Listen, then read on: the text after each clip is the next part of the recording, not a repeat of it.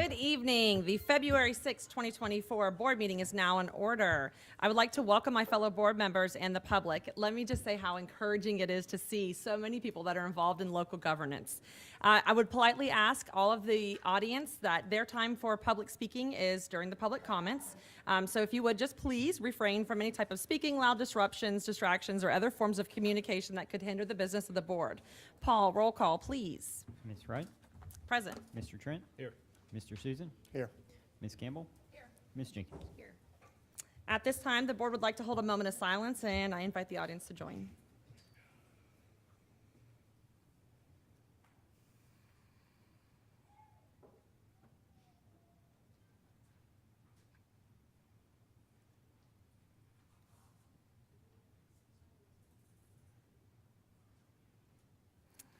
Thank you. We are going to stand for the Pledge of Allegiance. I believe, Ricky, are you there? You're ready to lead us in the pledge? Awesome.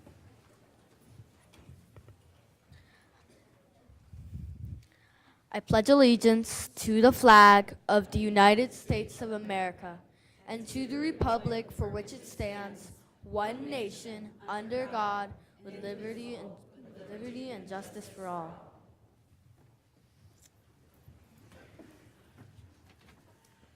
We are thrilled. One of the fun things we get to do every board meeting is we open up with some type of recognition or performance from our students. So tonight we have Quest Elementary string students, and we're going to go ahead and turn the floor over to you guys. Go ahead. Go ahead.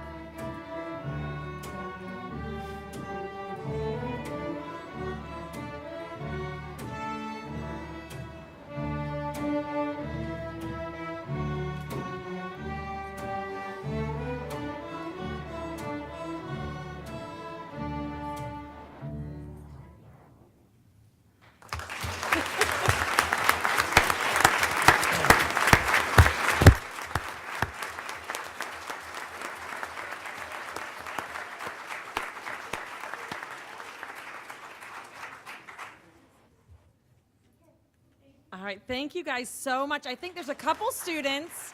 Do we have Victoria and Summer that we're going to answer a couple questions that the board might have? Can you guys go over to the microphone?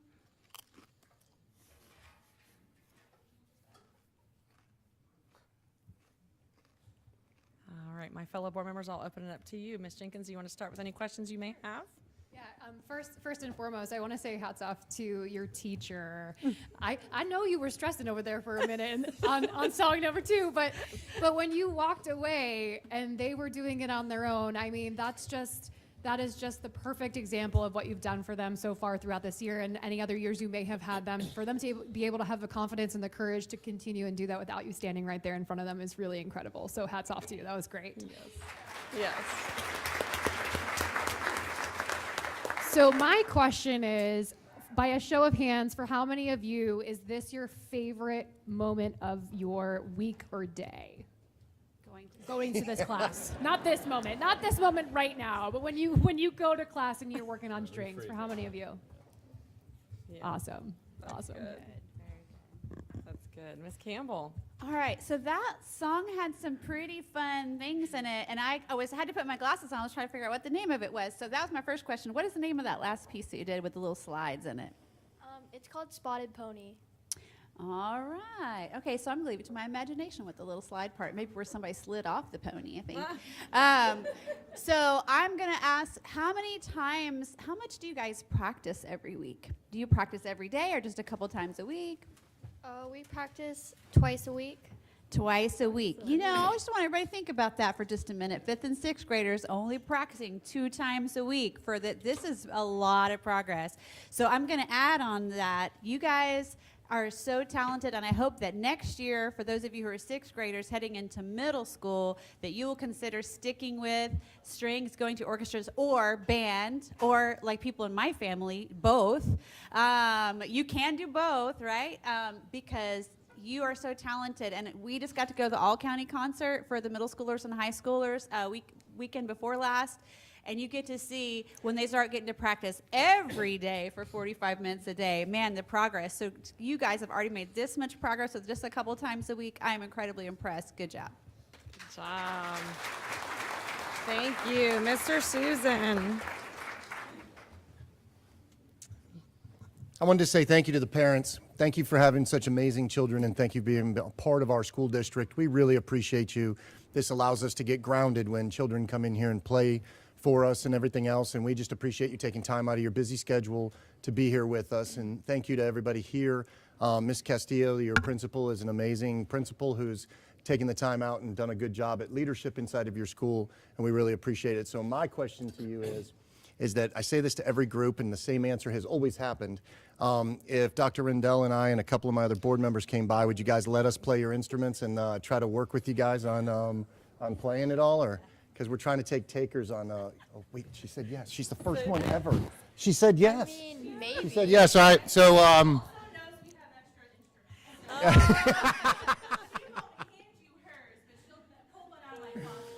I think it would be great for you to see how bad we really are and how good you really are. So I just wanted to say, from the bottom of my heart, thank you.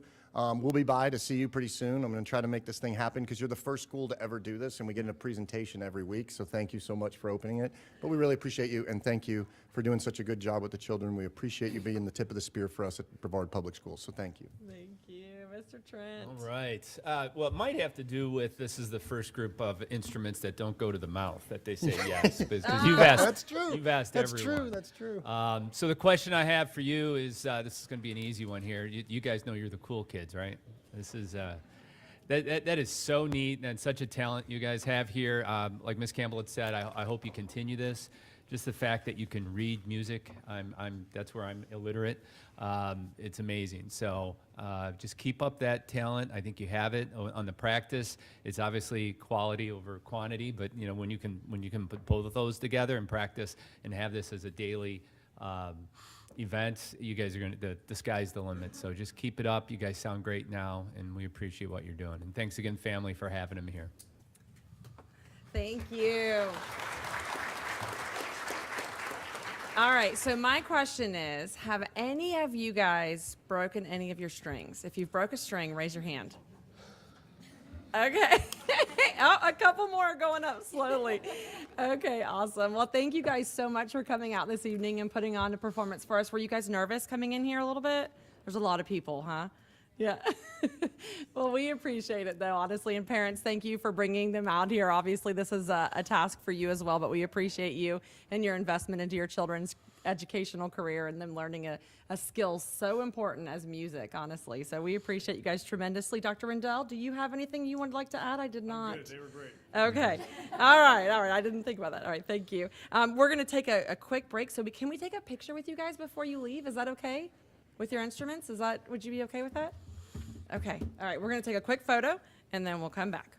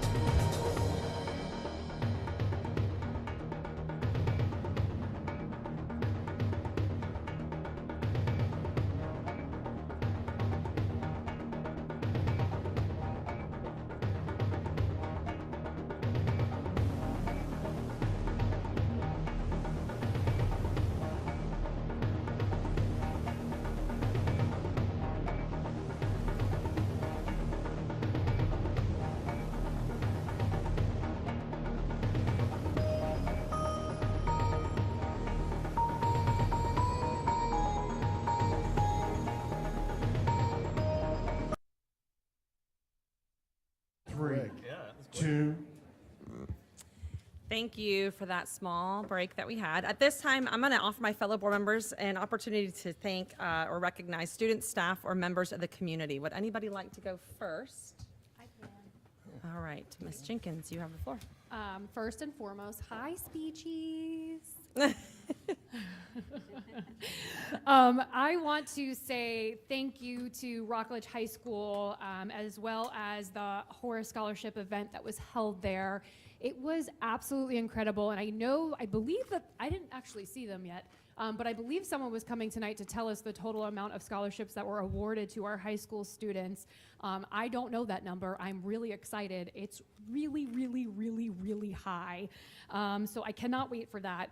But my favorite moment of that night was before the students left, Michael Cador wouldn't let them leave without being interviewed and asking them where they got accepted to college and how much money they were awarded. And then he would always ask them, how do you feel?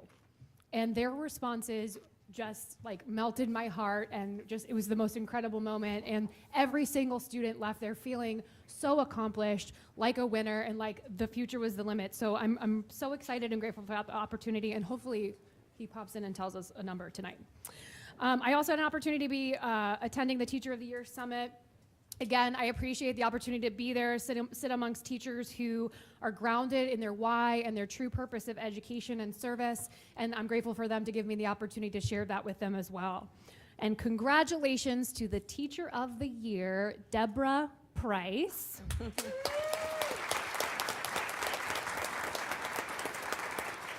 Ms. Price teaches 6th grade at Riviera Elementary, and she is loved and adored by her colleagues and her students. And she also shared her personal story when she won of overcoming adversity and the intentional push that her teacher gave her, I believe it was in 3rd grade, forgive me if I'm wrong, to help her persevere and keep going. And that was what inspired her to become an educator herself. So congratulations, Ms. Price, and thank you for sharing that moment with us. I also had an opportunity to attend the Melbourne Founders Prayer Breakfast, and what this was hosted by the community and concerned citizens group to raise money to build a monument to honor the original founders of Crane Creek, which many people don't know were 3 freed slaves who were given the land, which was once mosquito-infested swampland, and developed it into the community that is Melbourne today. And so we had the first grocery store, the first church, which is still here to this day, and the first postman for this area. And they're often forgotten, unknown, and their stories are untold. And so this group has been fighting for the past 7 years to put a memorial park together so that we can learn our own history and really how Melbourne was founded. So thank you for that opportunity. And I look forward to you accomplishing your financial goal. And if anyone wants to learn more about it, it's foundersmonument.org. It's really incredible, and the history of that story is really remarkable. And I'm hoping one day, and I know that they are too, that this can be another opportunity with Brevard Public Schools where we can field trip our students there to learn more about Brevard County and the people who actually originated and started this county. And last but not least, tomorrow is the HBCU Fair at Viera Elementary at 6 p.m. And 2 years ago, we had 500 people in attendance. Last year, we had 1,000 people in attendance. So I'm going to go ahead and challenge this community to make sure we can get like 1,500 people in attendance tomorrow. So please show up. Thank you, Ms. Jenkins. Ms. Campbell. All right. Well, as I mentioned a little while ago, Dr. Rendell and I had the privilege of getting to watch all 4 of the all-county concerts, 2 choir concerts, an orchestra concert, a band concert, all in different locations. Well, the choir was in the same location. It was just a fabulous day to be a part of BPS and to see our middle school and high school fine arts students, performing arts students, have just the best of the best representing us so well, and it was a joy to be there. And kudos to all the teachers who did the hard work of preparing them, especially the teachers who do more than one, like band and orchestra, or we have one teacher at Palm Bay High who does chorus, band, and orchestra, and ran all over the county with us, following his students. So it was a great day. Last week on Monday, and I'm sure most of the public saw the hype, last week we brought 2,200 6th graders from across the district to the Clementi Center at FIT, or Florida Tech, excuse me, and to see John Gordon. It was a fabulous day. It took so much to get him there, and even more to get him back home. But thank you to all the district staff. I walked in the door, and there's Paul holding the door open. I'm like, they let you out? So I don't know who was left up at ESF except for Pat answering the phones, because everybody seemed to be down there just logistically handling everything. So, and thank you, Dr. Rendell, for your leadership in that, and getting the ball rolling so that each of our 6th grade students could get a copy of the Coffee Bean book, could get there, and everybody who was not there, all the 6th graders were watching back in their classroom, thanks to the media team at Florida Tech, and also GCR and everybody else So it was a great day. Then the next day we followed up with doing the same thing with our ninth graders, 1,800 ninth graders, same place, same logistical preparations and execution, and to see Eric Weinmeier, the guy who climbed the 7 summits and kayaked the Grand Canyon, the Colorado through the Grand Canyon, blind. And so it was a really inspirational couple of days. And again, thank you for setting those up. I wanted, last Friday, I did a visit to Turner Elementary, and I just have to say this, because we're always challenged, make sure we visit our Head Start classrooms. And so I asked Dr. Toll, I said, make sure I get some time to spend in the Head Start pre-K. And so I sat on the carpet for 30 minutes doing the morning routine with Miss Grogan's VPK. And I'm telling you what, if you just ever need your heart melted, a VPK classroom at the beginning of the day is the day to do it. I shared with the board members between an off time in the workshop, you know, the kids who were absent, I just have to share this one little detail. The kids who were absent, they have this little song that they sing when they come back. It is the sweetest thing, and I wish I could remember how it goes. I would sing it to you. And then they sing a song for the kids who were not there that day, and they scoop them up and put them in their heart. And oh my gosh, I just melted. So, but I have to share, I shared that on my Facebook page, and I had a parent say, talking about Miss Grogan, who is the teacher there, she said, she's our favorite, so glad she came out of retirement. We're grateful for all she does for our babies. She makes our little pre-K girl beg to go to school on the weekends. So, and I'm telling you what, if I were in her class, I would beg to go to school on the weekends too. It was such a wonderful day. And then board, I want to challenge you and any of our other employees who have not jumped in on this spring's walking challenge. It is not too late. We do this because it's good for our bodies. It builds a healthier workforce, but it's also fun and you get rewarded. The Beaches Around the World Walking Challenge started last week, but it's not too late to register. You can do that by checking your emails from Miss Scipio's department. You've already gotten them. If you need me to forward it to you, I will. It's not a team challenge, but I want to encourage all our employees to jump in because it's fun. It's more fun to get healthy when other people are doing it with you. And like I said, we want a healthy workforce. It's not just good for our bottom line, but it's just good for our attitudes and just making life better for all of us. And so, but it's more fun when we're all doing it together. So, and you do get rewards. So jump in there and sign up for the Beaches Around the World Walking Challenge. Thank you. Do we have to walk on the beach? Thank you. All right, Mr. Susan. I just wanted to take a second and brag on this board and the superintendent for a second because some of the most amazing things have happened over the last 6 months that don't ever really make it out there. We're the first time in 20 years we're fully staffed on our bus drivers, which is incredible. I have school districts across the state of Florida that can't even get kids to their schools on time and everything else, that in our school district we're now fully staffed and moving towards replacing some of the other areas that we can fill in so that we can get those kids there on time every single day. I also wanted to say, last time we were here, grad rates increased for the highest rate in the last 20 years. That's phenomenal. We went from like 37th or 36th all the way down to 23rd. We jumped that many school districts in our graduation rates. And when I met with Dr. Rendell on Monday, I said, man, that was great. He goes, wait until next year. So the other thing that we've got going on is we heard today our achievement data. Our ELA improvements are off the charts.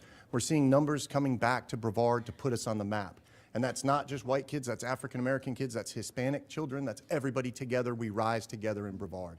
And I just wanted to take a second and thank them, thank Dr. Rendell, and thank the rest of this board for the commitment that you guys have done to making it to get to where it is today. I also wanted to make a shout out because we have a CTE, I guess I would call it the Program Summit on February 10th up in Cocoa.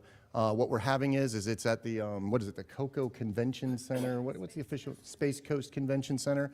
It's where we're showing off many of the career and technical programs inside of our county for many of the youth to come and see them. And if you don't know anything about our career and technical programs, get ready because we're #1 in the state with aviation and automotive and many of these other programs to attract kids to take a path that may not every kid go to college, but actually take a job in the workforce and start producing at 18 years old. I just wanted to take a second and also say that we have a military summit on February 16th at 5:30 at the Veterans Memorial Center, where we're going to be pulling together all of the American Legions, VFWs, and everybody else to coordinate all of their resources, their energies, their support to come in on not only veteran speaking projects, but essays and everything else. They're also going to be putting out certificates for individuals who visit all of our local museums. We have 21 museums, 5 of them that are, military backed and supported. So they're going to be giving out certificates. So that's going to be a summit that's going to produce some really good stuff where we start bridging the gaps between the veterans and our community and our schools. But I just wanted to take a second, man, and say Dr. Rendell had a great week with his 2 presentations that he had. This was his direction, was to bring in these speakers, and I heard a lot. I've heard people from the community that have come out to me and they've said over and over again, man, that was really good, the presentations that we had on Monday and Tuesday, and I just wanted to say thanks, man. Your direction has been really good. I feel very confident with where we're going, and the numbers are starting to show. And then I wanted to leave it on one thing. I was driving home, and there was a bus driver, and she had stopped off, and she was sweeping out the back of her bus. And she was it wasn't anything bad. It was just that she was taking a second to sweep it out and take it. And I took a second, and I told her, and I said, thank you. Thank you for what you do every day. Because we had a situation last year where many of our bus drivers were leaving, and now they're here. And she said, I'm so proud to work for Brevard Public Schools. And that meant a lot to me. So that's it. That's all I got. Thank you. Thank you, Mr. Susan. Mr. Trent. All right. Well, some of this will be repeat, but I'm going to continue, and I'm going to say it. But I'll start with the Teacher of the Year awards, and it's my second one in this manner here as being on the school board, and it was just an amazing evening. It's more than just us being up at the board shaking hands with, it seemed like, hundreds and hundreds of teachers, but from all over the district. It really is an honor to shake the hands of those who do that on a daily basis. We know, most of us up here, and even Megan, I think you're getting to realize what these teachers do on a daily basis, and we thank you. You are the true heroes of our district, and it makes our job a lot easier when you come through with what you've done. So congratulations to Ms. Price. She's the perfect person for that prize and that position, but also the nominees that were put up there also that night. We got to meet them and know them a little bit when we all went out to lunch one day and surprised them in their classrooms.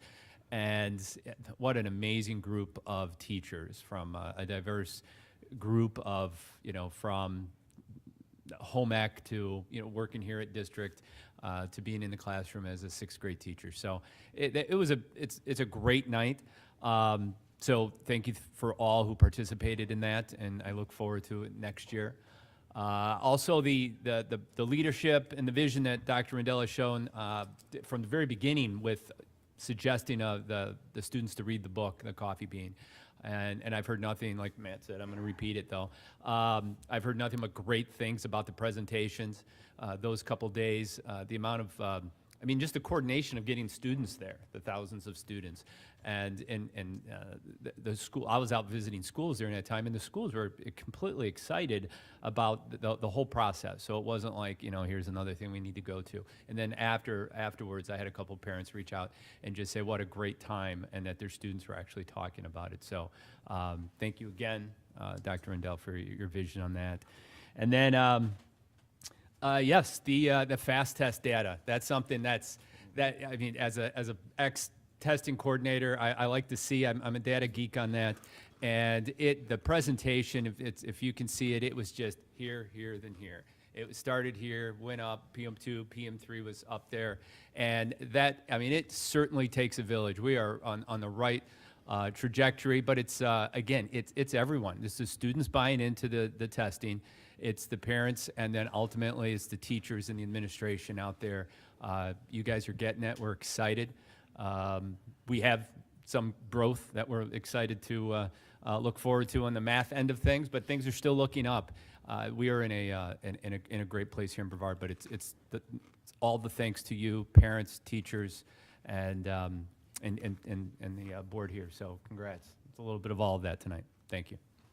All right, thank you. One of the fun parts about going last is a lot of these events we all attend together, so by the time it gets down there, you're like, oh, okay, you went through all of them. So I'm going to do my best to highlight a couple that you guys did not tonight. I want to give a shout out to Space Florida. Space Florida is working diligently right now to connect the private space industry, so the Blue Origins, all of our SpaceX, all those companies that are here, with our schools, and really kind of figure out what can we do within our career and technical education to give these kids a career immediately leaving our high schools, and then work on building those skills. And so we've gone through 2 summits now at this point, where we brought these major corporations in, sat down with a lot of the schools in the surrounding county in Central Florida, and just figuring out, hey, can we specialize in a few different unique things that will give them a skill that they can take right away from high school and go right into a career. So I want to give them a shout out for coordinating that. I'm looking forward to how that develops and what that translates for our students.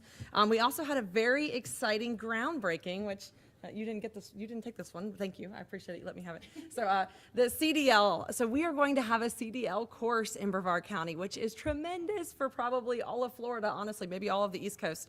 So that is coming, and that is very, very exciting. We broke the ground on the actual track that they will be training on. I don't know how that works. I'm not a CDL driver, so it should be exciting to see, but that's very good stuff coming out of our adult education, so look for that coming in the near future. I'm also going to give a shout to Astronaut High. I see Miss Miller over there, so thank you for spending time with us last week, really to walk through your school and just see all the amazing things. One of the really, I think the highlights was obviously the welding department. So there's a welding course at Astronaut that would make literally any kid just ecstatic to go into this class. So it is absolutely amazing. Walking in there, just thought, this is mind-blowing that kids get this opportunity and they're here in our high school doing this. So I want to thank you for the time that you spent with us. It was very encouraging and lots of good stuff to come. So I'm going to turn it over to Dr. Rendell if there's anything that we have missed. I don't know, because to see if you have any recognitions. Thank you, Madam Chair. Yeah, I'll follow up on a couple things. First of all, the big speaker events that we had last Monday and Tuesday, they were really large events. And so I need to share the gratitude and the congratulations with a lot of people, because a lot of people, did the work to make that happen. First of all, the classroom teachers had to teach the kids and have them read the books. 6th grade, The Coffee Bean. 9th grade, The No Barriers book by Eric Weinmeier. So they had to incorporate that into their time and instruction and do that.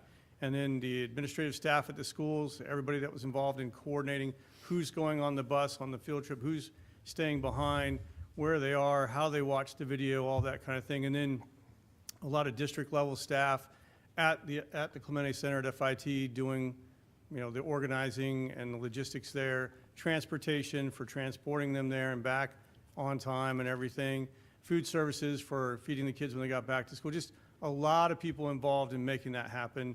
Huge thank you to FIT, the Clemente Center and FIT, for opening their doors to us and really helping us put on the show. It was great. It was an incredible partnership.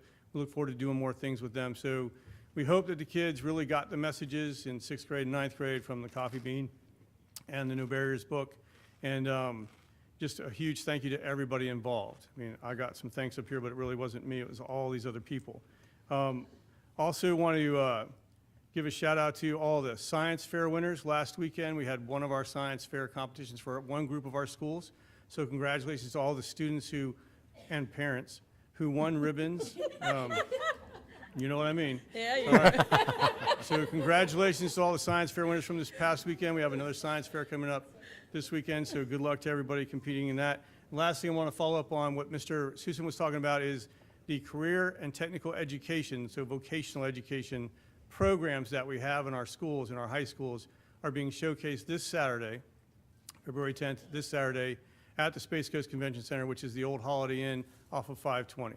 So Saturday morning, if you want to see what we have to offer in the terms of vocational education, come out to the Space Coast Convention Center off of 520, and you can see all the different things we have going on in all of our high schools. A lot of good stuff, including the welding program at Astronaut High School.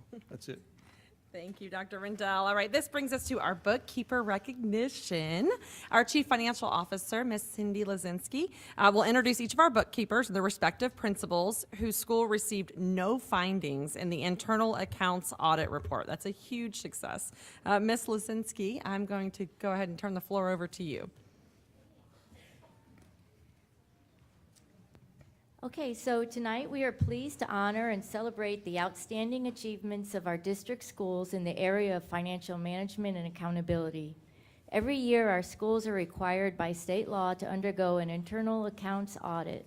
This audit examines how our schools manage and account for the funds that are raised, collected, and spent for student activities such as field trips, clubs, teams, academic teams, athletic teams, and other events. These funds are vital for enriching the educational experience of our students, but they also pose a high risk of fraud, misuse, or error. That is why we need to ensure that our schools follow the best practices of internal controls and comply with the state statutes and board policy. And no kidding, this is just a fraction of what the bookkeepers do is the internal accounts. And it's hundreds of thousands of transactions that they do. And to get 0 findings is absolutely amazing. Our accounting firm, RSM, audited the financial records and procedures at each of our schools. They checked for accuracy, timeliness, completeness, authorization, documentation, and compliance in various areas such as receipts, deposit, expenditures, fundraisers, sales tax, and petty cash. Can you imagine trying to gather all this from all the teachers and all the fundraisers? RSM also issued a final report for each school which indicated if there were any audit findings. So a report of no audit findings means that the auditors did not find any issues or errors in the areas noted above. This is a remarkable achievement, and it reflects the highest level of professionalism, integrity, and excellence that our school leaders and staff demonstrate every day. The research is clear. Leaders of schools who demonstrate the highest level of financial stewardship and spend money wisely have a significant impact on positive student outcomes. It is also extremely important that we provide confidence to the board and the community that our schools maintain rigorous internal controls and make every dollar count. So I would like to invite Dr. Rendell and our chair, Ms. Wright, to come down for the award presentation. You're in control. Okay, so our first school is Astronaut High. The bookkeeper, Lori Clifton, and principal, Krista Miller.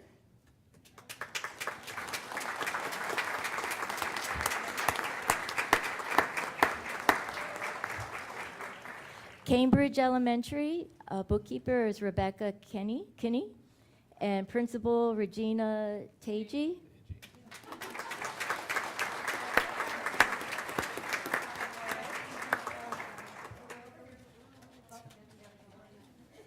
Fair Glen Elementary, Deborah, the bookkeeper is, Debbie Demira, and principal is Christy Merez.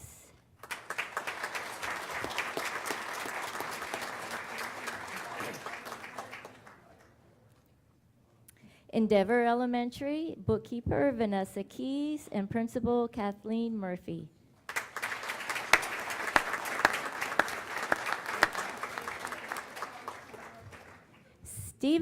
Stevenson Elementary, bookkeeper is Alyssa Seifert, and principal Tiffany Flieger.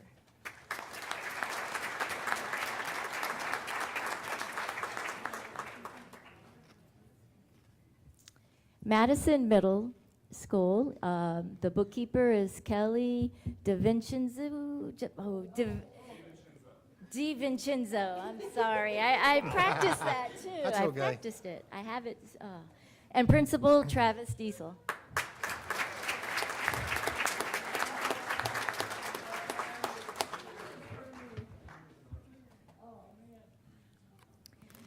So Titusville High School, bookkeeper is Heather Cook Joseph, and principal Jennifer Gonzalez.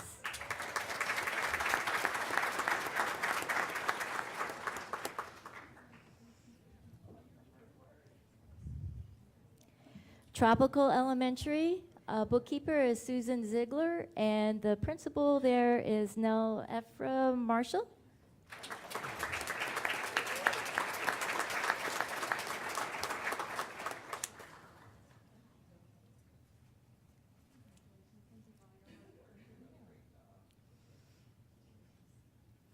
Audubon Elementary is Ashley Lightly, and principal Candace Jones.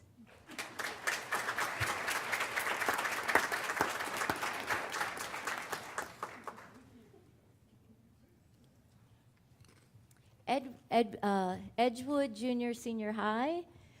Bookkeeper is Valerie Lance, and principal Jackie and Greta.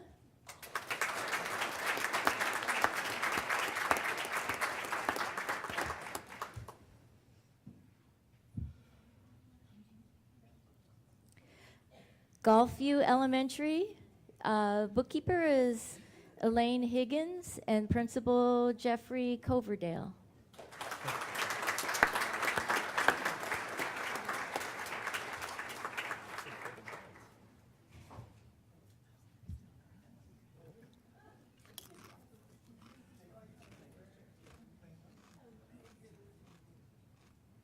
McAuliffe Elementary, the principal's accepting for Jeanette Bender, principal Victoria Finstead.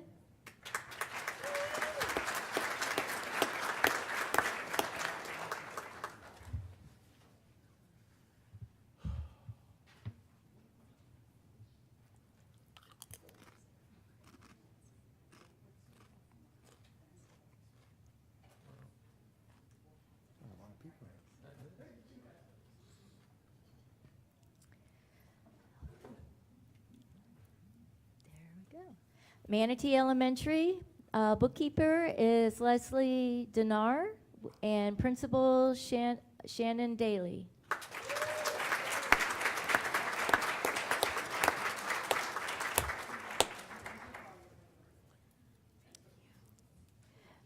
Mims Elementary, the bookkeeper is Jennifer Griffin, and principal Cherie Cochran.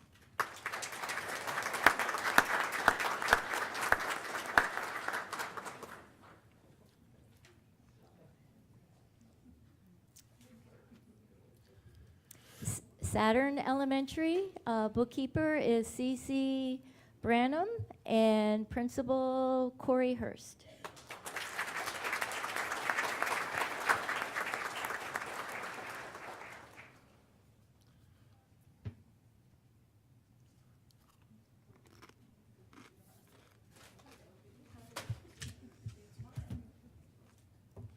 Space Coast Junior Senior High, bookkeeper Kristen George, and principal Joseph Flora.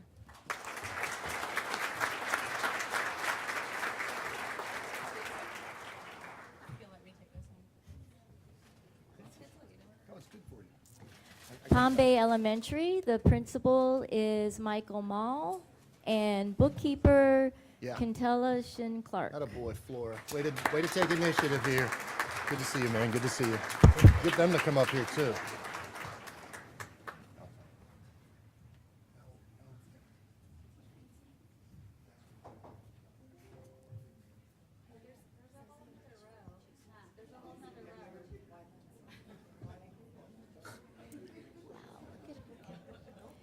Riviera Elementary, the principal is Mary Myers, and bookkeeper Lori Boyer.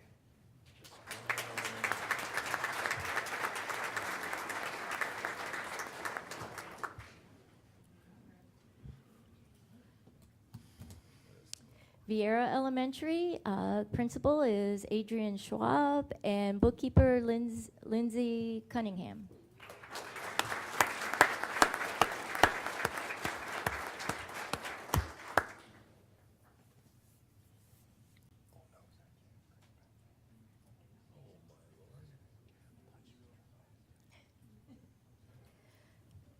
Okay, Hoover Middle School.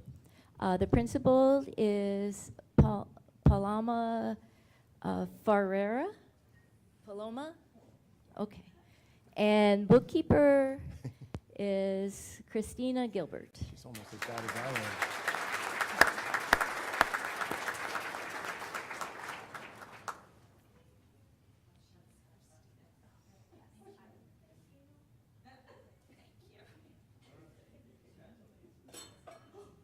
Good job, Paloma. Good job. Good job.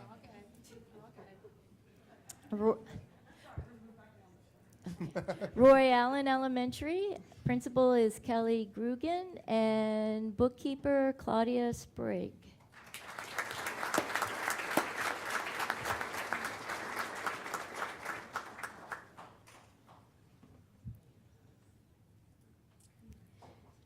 Discovery Elementary, Principal Scott Corso, and bookkeeper Ariana Viger. Thank you.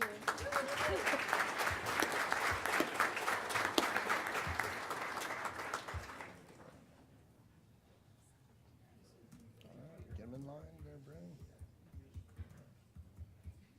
Quest Elementary, Principal Carrie Costello, and bookkeeper Patty Langen.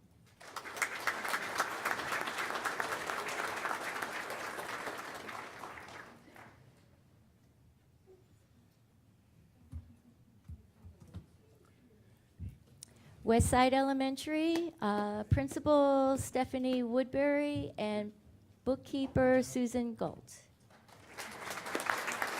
All right.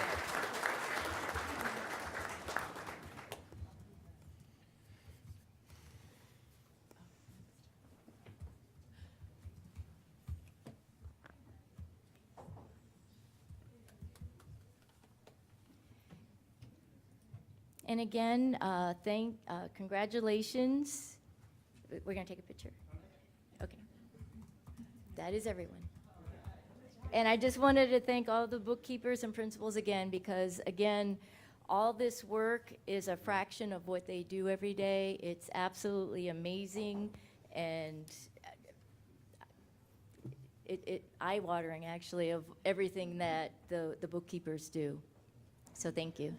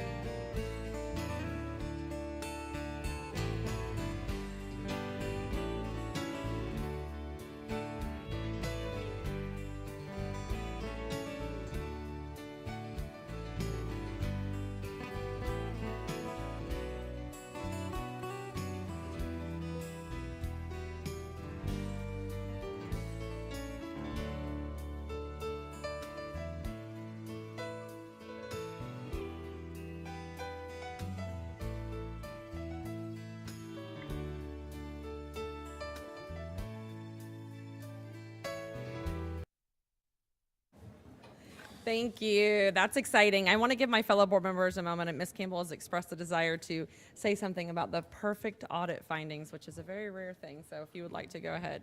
Well, I just want to take a moment. I know most of them cleared out, but maybe they'll come back and watch later. And these are truly the behind-the-scenes people that sometimes never see the light of day before the time they walk on campus to the time they leave. And it's just, we have so many of those kinds of positions that are the those behind the scenes. Their job is crucial to the success of our students, success of our schools and our staff, and so I just very much appreciate them. And thank you, Ms. Lisinski and team, for taking the time to acknowledge and recognize all these employees. In my time on the board, I don't think we've ever done that. I think it was really awesome to get these people who don't like to be out front, make them uncomfortable for a few minutes so we can recognize them. So I hope we get to do that again in later years, so thanks. Yes, thank you. Does anybody else want to say anything? Are we okay to? Okay. Madam Chair, just for a point of clarification, that wasn't all of them. We have another batch of perfect audits that we're bringing at the next evening meeting. Yeah, that wasn't quite all of them. Yay! All right. So that's amazing. All Yeah. right. Very We're exciting. going to need a bigger I know. yeah, We're bring gonna up the need a ones you bigger want. platform up here. All right. So this will bring us to the adoption of the agenda. Dr. Rendell. Thank you, Madam Chair. On this evening's agenda, we have administrative staff recommendations, 18 consent items, 2 action items, and 1 information item. Changes made to the agenda since released to the public include the following.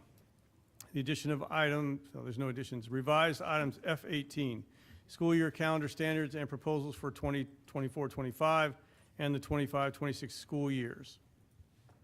Do I hear a motion? Move to approve. Any discussion? No. Paul, roll call, please. Ms. Jenkins? Aye. Ms. Campbell? Aye. Ms. Wright? Aye. Mr. Trent? Mr. Susan? Aye. All right. We now have administrative staff recommendations. Do I hear a motion? Move to approve. Any discussion? Yes. I know. Yes. I'm going to vote against this. There are 2 incredible servants to Brevard Public Schools who are officially retiring. It really just feels dirty to vote for this. I just can't. Ms. Diaz, you and I, we've only met a couple of times, but I heard about you when I started here at BPS when I worked at Harbor City Elementary, because often our students would go back and forth from one another. And I've heard nothing but praise and accolades for the way that you treat people's children. And the children that would come from University Park and come to Harbor City and vice versa.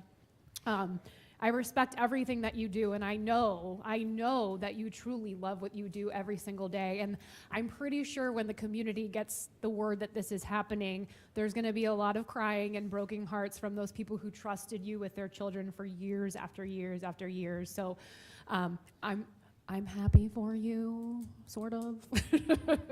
But I respect you, and I appreciate all that you've done for our kiddos. Mr. Fleming, I just love when I get to spend time with you. You're always a jokester. You always have a smile on your face. You have such a genuine relationship with your students and with your staff, and of course your community as well. I appreciate all that you do. And Mr. Fleming just told me that because it's his last year at graduation and it's technically mine too, we can have pyrotechnics on the stage this year for graduation. So I'm really, really excited. Thanks for that, Mr. Fleming. Risk management. But is no, not proving I've out. already heard from him that he's only gonna take a year off, and then he's gonna get back in the game and support students and kids any way he He's can. laughing? Not that he's coming back to be a principal by any means, but he's looking to help his students just after he takes a tiny break. So thank you guys, and congratulations on your retirements. Miss- Yes.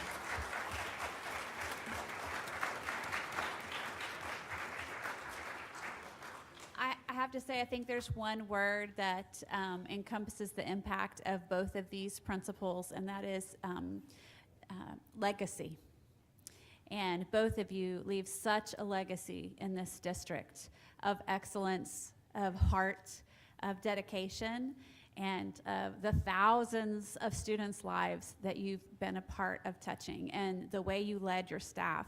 Mr. Fleming, the first time I got to meet you, I was just know of who you were. I was a parent sitting in the bleachers trying to decide if my daughter was going to apply to West Shore, and it was just so fun to sit there. And I remember you specifically talking about your own kids and the decision that you had to make about whether it was a right fit for them, and your honesty from the get-go and the way you support your staff and students has been so important, and you have huge shoes to fill for whoever follows you. But I appreciate so much that you didn't surprise people. You've been kind of saying this was coming, so that's a great way to kind of have a succession plan, is to make sure that your team is built up around you, and the many leaders who have come through your school, not just students but faculty and administrators, is a testament to your good work. And then Ms. Diaz, there's not a time that it's been a privilege to be your school board member, and there's not a time that I haven't walked on that campus that you haven't advocated passionately for your school and for your students. And you are never going to let up on meeting the needs of our most needy learners, our families that come from broken homes. It breaks your heart, and we've cried tears together. You are such a passionate person for meeting the needs of every child, and you represent this mission statement to your core. And so I love you, and I'm so glad you're sticking out to the end of the year. And again, huge shoes to fill, but it has been my honor and blessing to know you, and I wish you both the very, very best in the coming years. Thank you. I know this is a little out of the norm because we're going through this process of the retirements, and so I'm going to go ahead and we'll continue on. Mr. Susan, would you like to say anything to these? Yeah, two I'll just say wonderful something real individuals? quick. Mr. Fleming, thank you for being an amazing principal where you are. I had two great stories that I wanted to share with you. When I was the head coach to the O'Galley inaugural year for lacrosse, I told all my kids, we can count on a win against West Shore because we'll beat them, right? And so we were all excited to go down there and beat on you guys because you guys were the choice school, and then we ended up getting our butts beat. So I wanted to congratulate you on putting together not only sports programs, but I also had the honor to come and attend one of your meetings with your parents. And I was like, well, see if we get us a meeting here and everything. And we went in there, and it was full. And your interactions with your parents shows your direction inside of your school and how much you have a connection to your people. And it's something of magic and something of stories that people will talk about forever. Those kids will always come back, and you'll be able to run into them and everything else in the future. So I just wanted to say thank you for that. And then Ms. Diaz, the stories that I hear coming out of where you're at every time, you know what I mean? You have people that come here to advocate for more. And you've done such an amazing job ever since you left the district to go take that position. It was amazing what you've done since down there, and I look forward to seeing some things in the future too. So thank you. Thank you, Mr. Susan. Mr. Trent? Yeah, I'll be quick on this. You guys, this is a time that you probably only thought might eventually come, but maybe didn't even believe it yourself. When replacing, I say employees, you never think about the ones that, how are we ever going to replace these employees or these two? You guys are much more than that. You were family members here at BPS. It's going to be very challenging. You've made our jobs very difficult, or at least some other person's job difficult to find that replacement for the two of you. You've really set the bar high, and thank you for the years of service. I don't have the history as some of these two up here, but that's my loss. So congratulations. Yeah, thank you. All right, it's bittersweet, right? Because retirement is just such a time of celebration. It's a rite of passage. You've earned that rite of passage, both of you, as exceptional leaders in our community. And I just want to thank you for the years of dedication that you've given to Brevard. You have left a legacy that will be felt. Miss Diaz, you made me fall in love with you, and then you're turning around and retiring. No, I appreciate the time I got to spend with you at the school, but I cannot say thank you. It doesn't even seem like a big enough word, honestly, when you talk about the years of service that you have given to this county and to our children. I don't know that we'll ever be able to replace you, quite frankly. So I wish you nothing but the best in the next chapter. I hope that it is a time of relaxation and enjoyment and finding joy in all the things that you love the most. So thank you for what you have given to Brevard County, and we will miss you tremendously. Dr. Rendell, would you like to say anything? I'm not going to say anything about them tonight because they still have to work for 3 or 4 more months. So I'll get them at the last principals meeting. That's when I'll roast them. Oh, man. I've known Mr. Fleming for quite some time. Whoa. He and I taught summer school together in Delora in 1990-something. So, okay. So we'll chat about that later, but no. Well, all right, we have the motion and the approval. I know it does seem wrong to vote for this, but go ahead, Paul, roll call. Ms. Jenkins? Aye. Ms. Campbell? Aye. Ms. Wright? Aye. Mr. Trent? Mr. Susan? Aye. All right.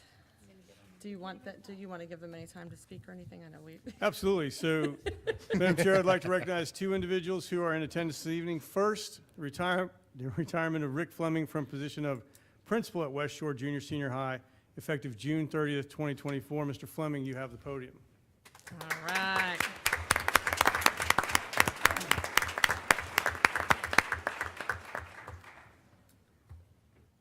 Ms. Wright, you're going to have to put the timer on for this one. No way. Yeah, Ms. Jenkins, she said, I never saw a microphone I didn't like. Anyway, I want to thank the board for recognizing the retirement and the very nice word that she said this evening. I also want to recognize my wife, who's here sitting with me, who's a BPS teacher of 31 years. Wow. And she is my wife, Robin. Yeah, and she's been with me every step of the way. And I also am the proud parent of 4 children that grew up and went to Brevard County Public Schools. All of them have college degrees. One is a doctor. Malabar Chiropractic, if you need any back work, by the way. I also have 3 grandchildren, lovely grandchildren, 2 of them twins at Longleaf Elementary. Mr. Sherborne takes great care of them. So I'll be excited to spend more time with them when I retire. But I'm going to do some fishing, and I really appreciate this opportunity. BPS is home, and despite our differences in our community, it is an amazing place for our children to go to school. We have the most amazing employees and teachers across the district. In my career in Brevard, I've been at 5 different schools, and every one of those communities is unique and special. So this is a great place for our kids in every level, and I thank the board for your commitment, and I also thank the community and all the schools I've worked at and all the amazing people I've met throughout the years. And I'll still be in the community. I'll be a grandpop, though. So thank you very much. Appreciate it.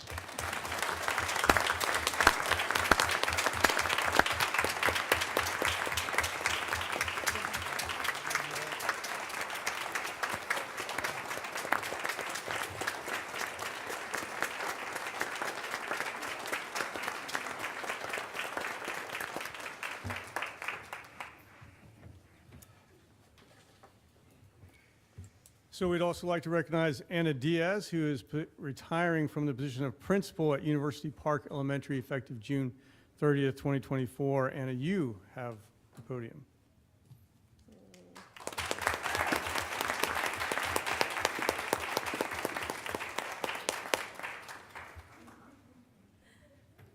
Well, thank you so much for taking time to recognize me, and thank you for your kind words. Each and every one of you, I really appreciate the time that you have spent chatting with me, getting information to learn more about the community we serve. But I'm going to take a little bit more time than Mr. Fleming. And this is because, in the words of Alex Haley, every time you see a turtle open a fence post, you know I had help getting there. So I have a lot of people to thank. And first and foremost, I want to thank my creator and counselor for only a higher power could have orchestrated my life in the way that it has gone. And I am a learner and a teacher by choice, but I think a higher power had their hand in that. I want to thank my amazing family, and with me today I have my beautiful daughter who spent many years stamping books and doing all kinds of things to get ready for pre-planning and helping me out, and has been my counselor and friend in the last and most recent years. And I have my niece and her husband that I consider my nephew, and their son, my great nephew, who are all part of BPS as educators and students. And then with me today is the guy responsible for me making this decision. And that is my grandson, Jordan, who's I need to spend more time being Splinter, and he's Leonardo. His sister's Donatello. And I got you, Jordan, I got your back, okay? He's got that, we got that robe going, and I get to do a lot of fun things with them, and now we get to do more of that. And at home, I have some very special people that are watching up in Michigan, my son and his beautiful wife, and my son-in-law here in Melbourne, and my granddaughter. I have to thank because their love and their care has carried me through many difficult days. And they're great counselors and great friends, not just my children. And they also are the fuel that keep me going, and they also are the standard by which I define the word excellence. So whatever I want for them, I want for the children that I serve. And of course, to my amazing community partners and local leaders who have locked arms with me to open doors and knock down barriers for the students, and for understanding and sharing the sense of urgency and the need to bring hope to the University Park community. And I know some of these people are here. Bernard Bryan, Mr. and Mrs. Jackson are probably watching from home. Mr. Molinares is watching from home. Mr. T, Ms. Joe Tooley, Ecker, Grumman, Phi Beta Sigma, Fraternity Brothers, and the Children's Hunger Project. You get it. I look forward to continue to lock arm with you on the other side. We're going to do this together, and now we're going to surround the entire Brevard Public Schools and in a bear hug and take care of them as we move forward. Because as I told my family, I'm not really retiring. I'm doing the Serena Williams thing. I'm evolving. Okay? So to the amazing educators who have made me who I am today, too many to mention, but I'm going to start with those who welcomed me as a 9-year-old immigrant from the Dominican Republic who did not speak English and had every single risk factor that we are concerned about. And we always say that child is going to have a difficult time learning because of this risk factor. That was Ana Diaz as a child. Back then, I was Ana Sanchez. And at the age of 10, for those students that were out there, I was reading Cien Años de Soledad, 100 Years of Solitude by Garcia Marquez. And I never wanted to read anything that didn't challenge my thinking since then. So for seeing the possibilities in me, those teachers at PS 161 in Harlem, New York, I thank them so much. And they were the ones that became my heroes and inspired me to be a teacher someday. And between them and the community that I serve today and the staff that I have today, there were so many people that encouraged me and pushed me along and asked me to do a little more, to do a little better. But the community of teachers that I work with today and the staff, from the custodial staff to the instructional assistant, everybody in that school that really loves children and cares about children and wants to be better and wants to do better every single day. They say that I'm the person that inspires them, but they are the people that inspire me. So finally, I want to thank my students. Oh my goodness, there were so many of them. Sometimes I find them at Chick-fil-A. Sometimes I found them at the Georgia airport, and everywhere. I find them everywhere. But there have been so many. And I'm just so grateful to them and their families for giving me the opportunity to be in their lives.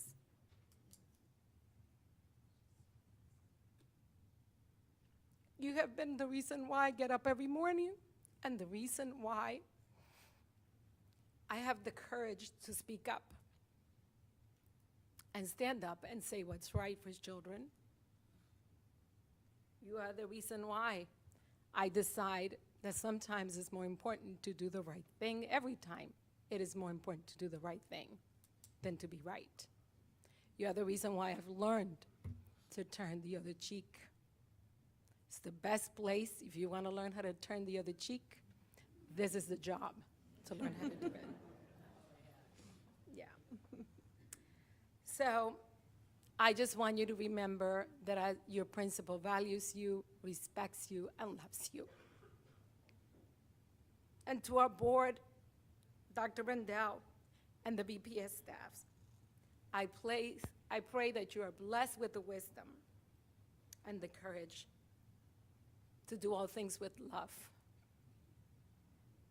That's what we're charged to do.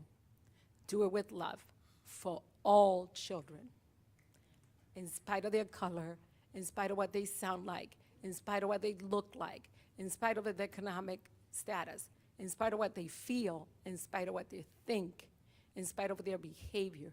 It is all children who need us. And it is important that we continue to do and think about what is the best thing for our children, and that we continue to do what is right and let the need to be right get the best of us. So I pray for you. I will continue to lock arms with the rest of the community and continue to support all of BPS, as now my grandchildren are going to be part of the whole legend. Thank you so much. Have a good night. Thank you.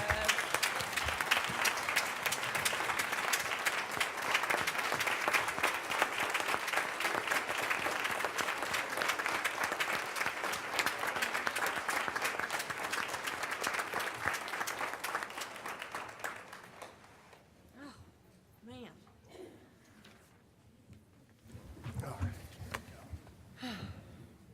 All right, we are now at the public comments portion of the meeting. Paul, we have 24 still, is that correct? We might be getting more. I don't know. We have 25. All right, we have 25 number of speakers this evening. Each one will get 3 minutes. In an effort to remain unbiased, the speakers at the podium will be called by our parliamentarian, which is Mr. Gibbs, to announce the speakers. I will manage the time clock. I would like to take this opportunity to remind the public of the rules written out in Board Policy 0169.1. All members should, all comments should be directed at the board or individual board members. Staff members or other individuals shall not be addressed by name. Abusive, obscene, or irrelevant comments will not be permitted. Orderly conduct is expected from all participants, and the presiding officer may interrupt, warn, or terminate the participant's public comment opportunity. Mr. Gibbs, can you please call up the first 3 speakers? Natalie Twine, Bernard Bryan, Valerie Kelly.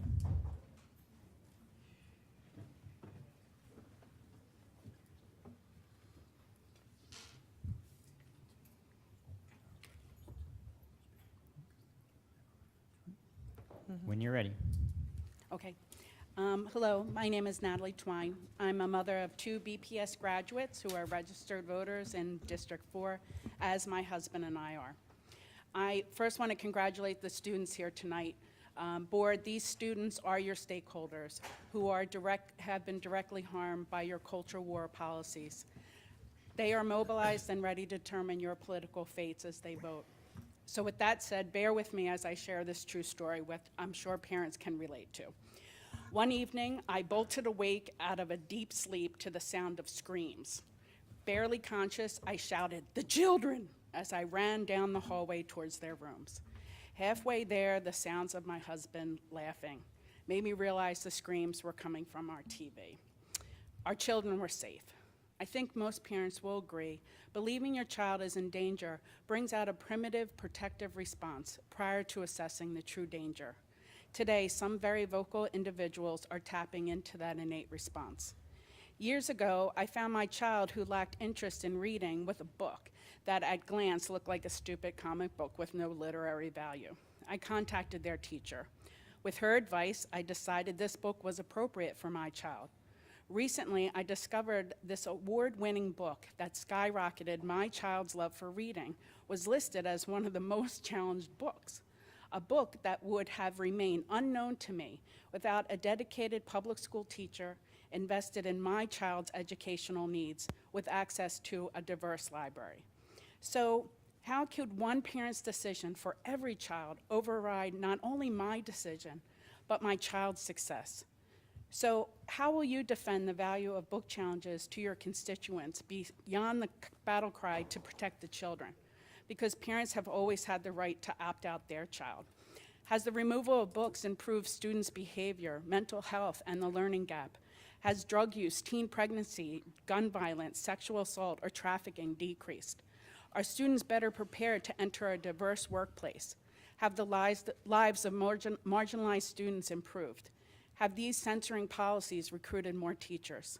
In my opinion, if you have no significant positive results, the battle cry to protect the children comes merely from fear. The children are safely reading, and the nation is laughing as you are running down the hallway because we all know books are not the problem. Thank you.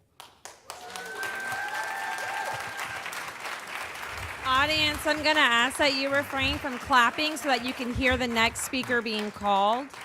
Mr. Gibbs? And Bernard Bryan, Valerie Kelly, Julie Bywater. Thank you. My name is Bernard Bryan, and I'm a community partner. I'm kind of touched right now. Listening to Mrs. Diaz, there are two people that I can tell you now that drives me to help children. The first one is my wife, Miss Thelma Bryan. She's a wonderful educator. She loves children, and she motivates me all the time not to quit.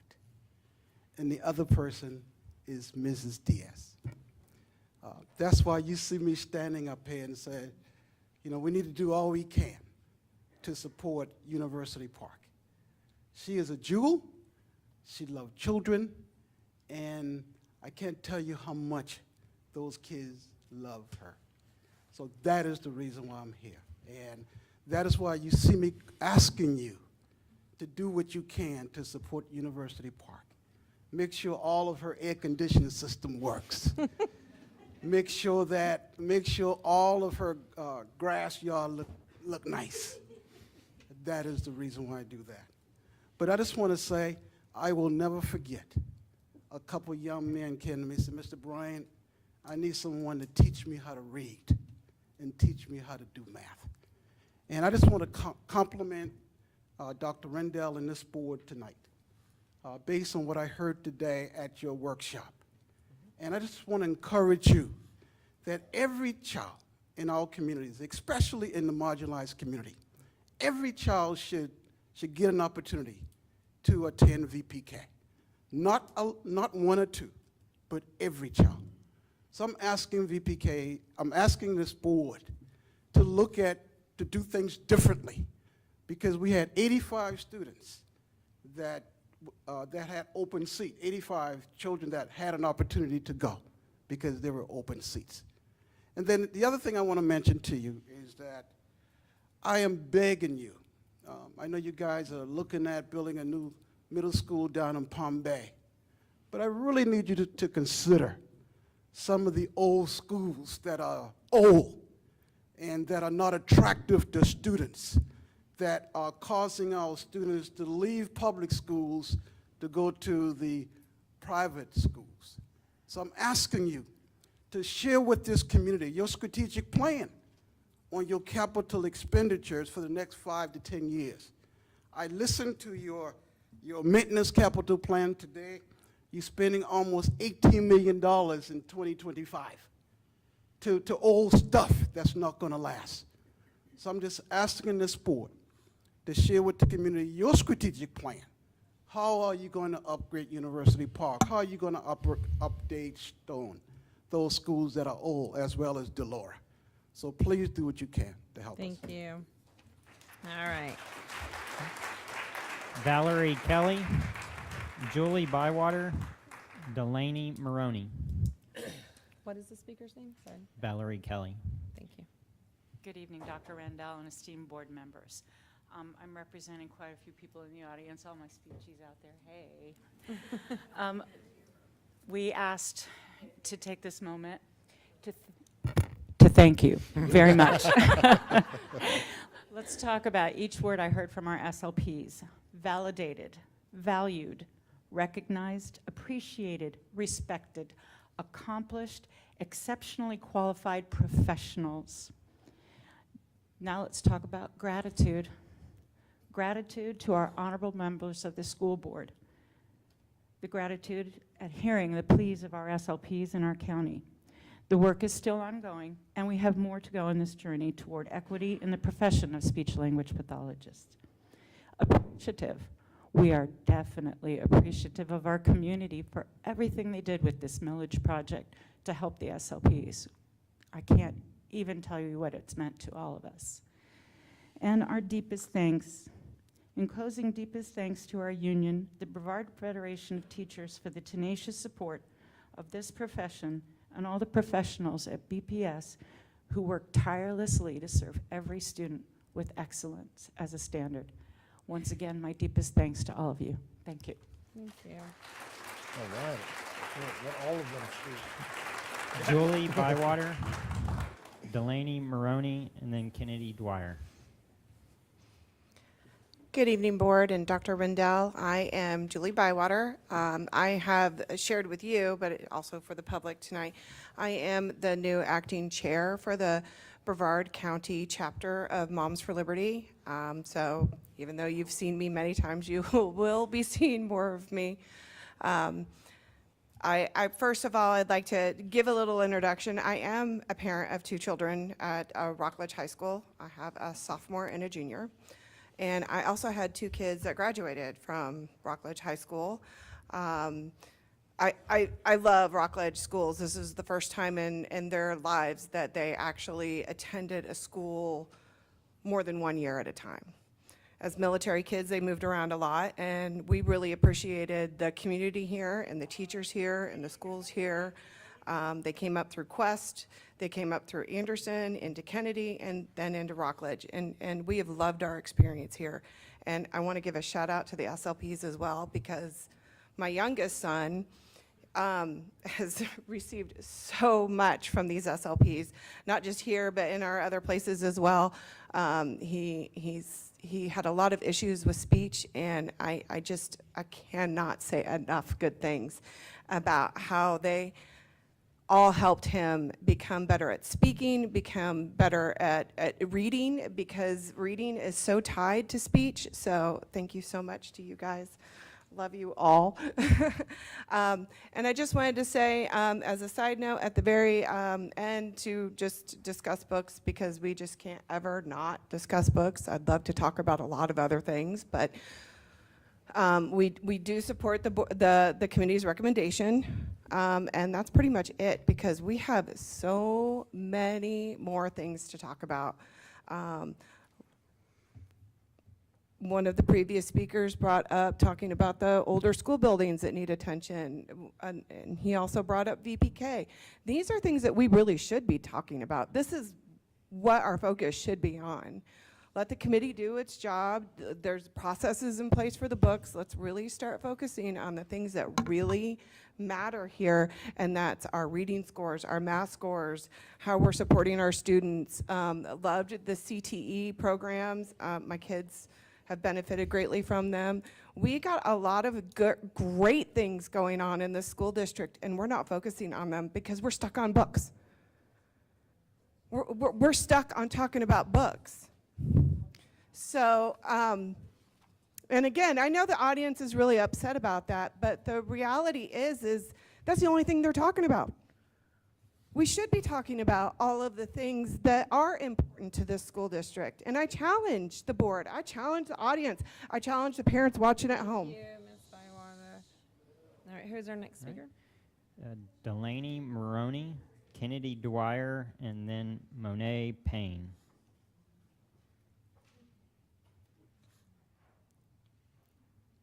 Good evening.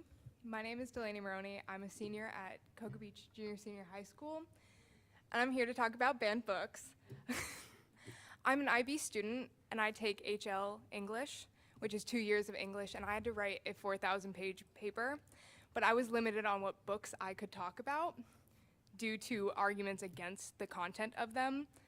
In an international program, I should not be told what I can talk about in a book. It's limiting what I'm allowed to do academically, writing-wise. And it wouldn't be a problem unless we were starting the problem. For a long time, the content of books were not an issue until they were just recently brought up. And advocacy for students to be independent in what they should choose to read is now the issue. Wasn't started by the students, started by the parents. We all believe that we should have the independence to choose what we want to read. And I would like to be able to go into my library and choose the type of content I could read, but I'm not allowed to do that anymore. And I would like to choose what I can write about in class and books I could write about in class, but I'm not allowed to do that anymore. And I would like to advocate that we look into what is actually the problem in school, and it's not the books that we should be worrying about. Thank you.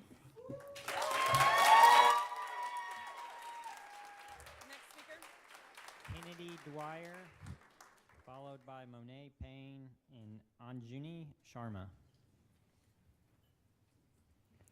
Hello. Ooh. Hello, I'm Kennedy Dwyer. I go to Vieira High School and I read every day. I am a future speech pathologist. And I'm going to be in early admission. I have friends and family in the LGBTQ+ community that are being erased from the library and having these books taken off the shelf. They are erasing the history of people of color and the people in the queer community. I should be able to read about the history that I choose to learn about. If other people don't want their kids to read about it, they should be able to choose what they censor, but not what the other students want to learn about. I want to be able to learn about it in school and not have to do my own education outside of school. I have done hours of research just to learn about other communities that I have not been taught about in school. I have gone to a lot of years of public high school and just education in general, and I have done so much research just so I could have friends that I could talk about their culture I didn't know about. I feel like we're erasing a lot of people, and it scares me that there are going to be future generations that don't know anything that's happening around them. We are erasing so much, and I feel like people don't have a safe space. There are so many other issues that we could talk about in schools, but this is affecting so many people that are just being shut out.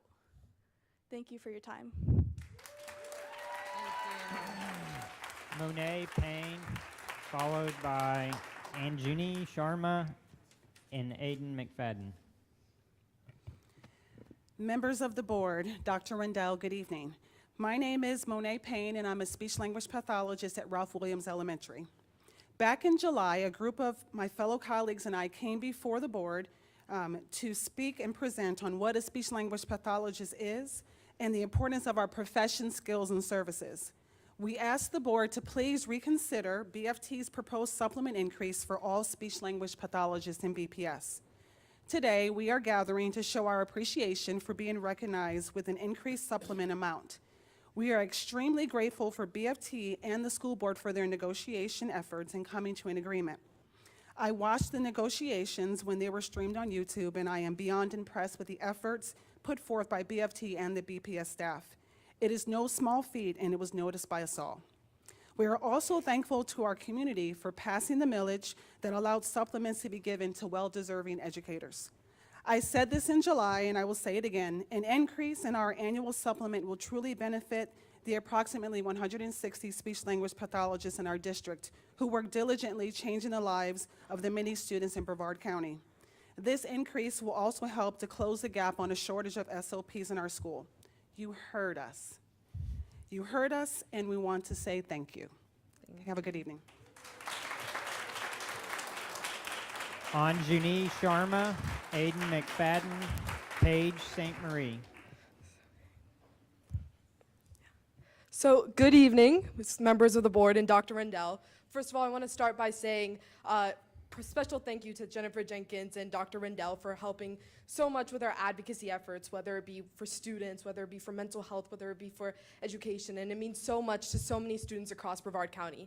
I'm currently working on a research paper regarding the academic censorship that goes on in our nation, and I want to share some key points. I also want to note that this is not a political issue to me. This is simply education, and I've done a lot of research, and I just want to share some points that I've, accumulated. So, starting with my first talking points, every parent has the right to set restrictions for their own children, but not all children. Data from across the state proves parental restrictions in the library are unpopular. Less than 10% of students are restricted by their parents. Most parents prefer students seek out information on difficult subjects in books selected by educational professionals instead of searching the internet for answers and are being unaware of what they find. Banning a book based on its parts rather than the entirety of the work reinforces ignorance over critical thinking. Ignorance does not protect innocence. Our state standards include teaching about the risks of premarital sex, drug and alcohol use, and violent behavior. Library books that address these topics in an age-relevant way support the curriculum, and just like the curriculum, parents can restrict access to this information. Media specialists are being asked to carry the weight of the district on their shoulders as they make these decisions. They are instructed that, when in doubt, on the side of caution, which often means either aging up the book or removing it entirely from the library. As stresses on the profession rise, there is also an effort to deny media specialists access to associations like ALA, AASL, and FAME that supports them with community, grant opportunities, and professional development. Selecting a book to read quietly to yourself is not the same as forcing a captive audience of various ages and sensibilities to listen to you read aloud. Library books are not unsolicited. A reader chooses the book and can stop reading at any time. This is a parent-approved, voluntary reading and learning beyond the classroom, and school districts should, in fact, encourage it. It's not okay to fast-track infringement on access to spare $1 or a month's work. This moment must be met with a thoughtful, consistent process to ensure decisions are student-centered. Context matters. In same ways we understand why including racial slurs for historical accuracy in a lesson about Ruby Bridges is necessary, books that address the impact of sexual assault will need to include sexual conduct. That does not make them pornography or explicit content. Again, going on back to the note, I and my fellow students, we don't want to be here talking about books. There's so many issues that matter to us, and I'm so passionate about so many issues. I respect all of you, and I hope to be in one of your chairs one day. But listen to us. You know, we really care about these issues, and to me, again, it's not politics, it's our education. I love learning about so many different perspectives, and I want to use this to go out and make a change in the world, and I credit that to BPS schools. So thank you so much. Thank you. Aiden McFadden, followed by Paige St. Marie and Ava Wolfenkohler.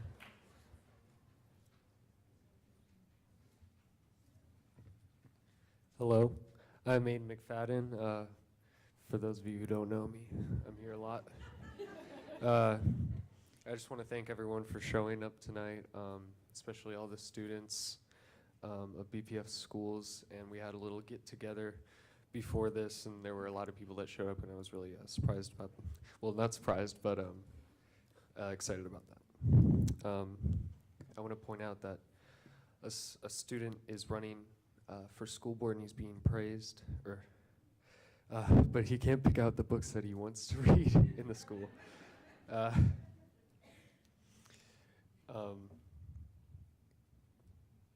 Yeah, thank you. Paige St. Marie, followed by Ava Wolfenkohler and Dan Jordan. Who is this? Paige St. Marie. Hi there. You might recognize me from last meeting, but I'm a student and I'm here to speak my mind and hopefully you'll listen. You can keep saying that banning books is for the students' own good, but you don't seem to care about the good of the students who can't afford to buy a book or don't have a way to get to the public library. You're erasing representation for so many students that might feel alone or different, and having all these stories accessible for all students is so important. By restricting them, you are taking them out of the hands of these students, which makes me wonder if it's about our own good or about control. And as Julie Bywater just pointed out, yeah, we are stuck on books. I'm going to ask for you to please refrain from using people's names. Thank you. Anyway, yeah, we're stuck on books, so maybe we should stop trying to ban them. You're running from an imaginary villain here. Books aren't the villains. At this point, you are. Thank you. Ava Wolfenkohler, followed by Dan Jordan and Janice Crisp.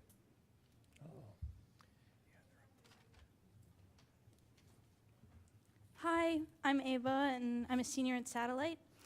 I'd just like to emphasize the fact that so many people before me have said that there are much, much bigger problems in schools than books. So please stop wasting your time. These books are not hurting anyone. Ask the students. and listen, because we are here to tell you. Yes, we are stuck on books because people like you are taking them away. It's wrong, and we're going to stand up for ourselves. Can you direct your comments, Ava, please, to the board? Thank you. If there are any problems regarding books, it's that students don't read them enough, and removing them isn't encouraging. If we don't learn mistakes from others, like in books, we're left to make those mistakes for ourselves. So maybe rape isn't a pleasant thing to read about, but it's better than not knowing the signs of a predator and being raped. Trust me, you don't need to censor things because of bad words or substances or sex. What do you think teenagers talk about? And yeah, some of them are gay. Just take time to remember what you knew when you were in middle school and high school, because we're not dumb. Thank you. Dan Jordan, followed by Janice Crisp and Declan Megan.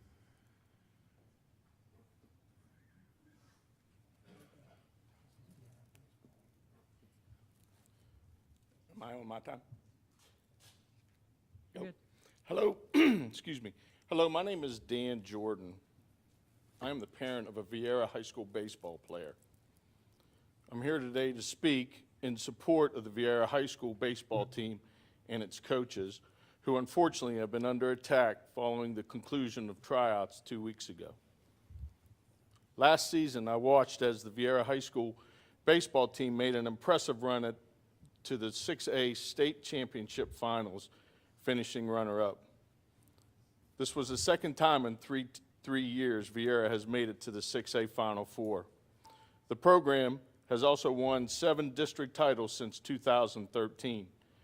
Vieira players have gone on to play baseball at Division I colleges, and several have been drafted to major leagues.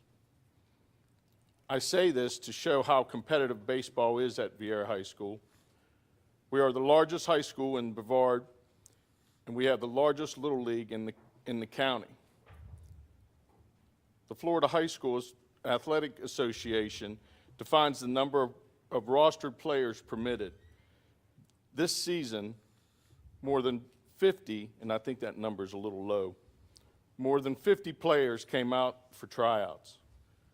Not all of them could make the roster, and at this level, not everyone gets a jersey. For the past couple of seasons, the Vieira baseball team, its coaches, booster club officers, and the Vieira High School administration have been subject of wild accusations and conspiracy theories put forth by a family who was upset their player did not make the team.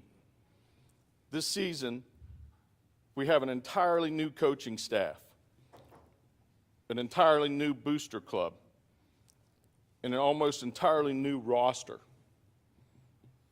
having graduated over 13 seniors last year. Yet here we are once again fielding the same accusations. The individuals they are attacking are volunteers with respected baseball credentials who have put in hundreds of hours of their own time to work with these players and help continue the program's success.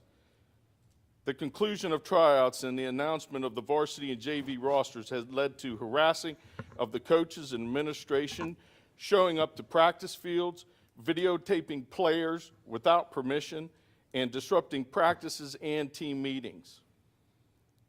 One family or individual should not be allowed to disparage the reputation of an entire team, coaches, administration, and supporters who have helped build this into a winning program year after year. This nonsense has continued for too long and needs to stop. Thank you, Dan. Your time is done. You can email the board the rest of your speech. Janice Crisp, followed by Declan Megan and Julie Montione.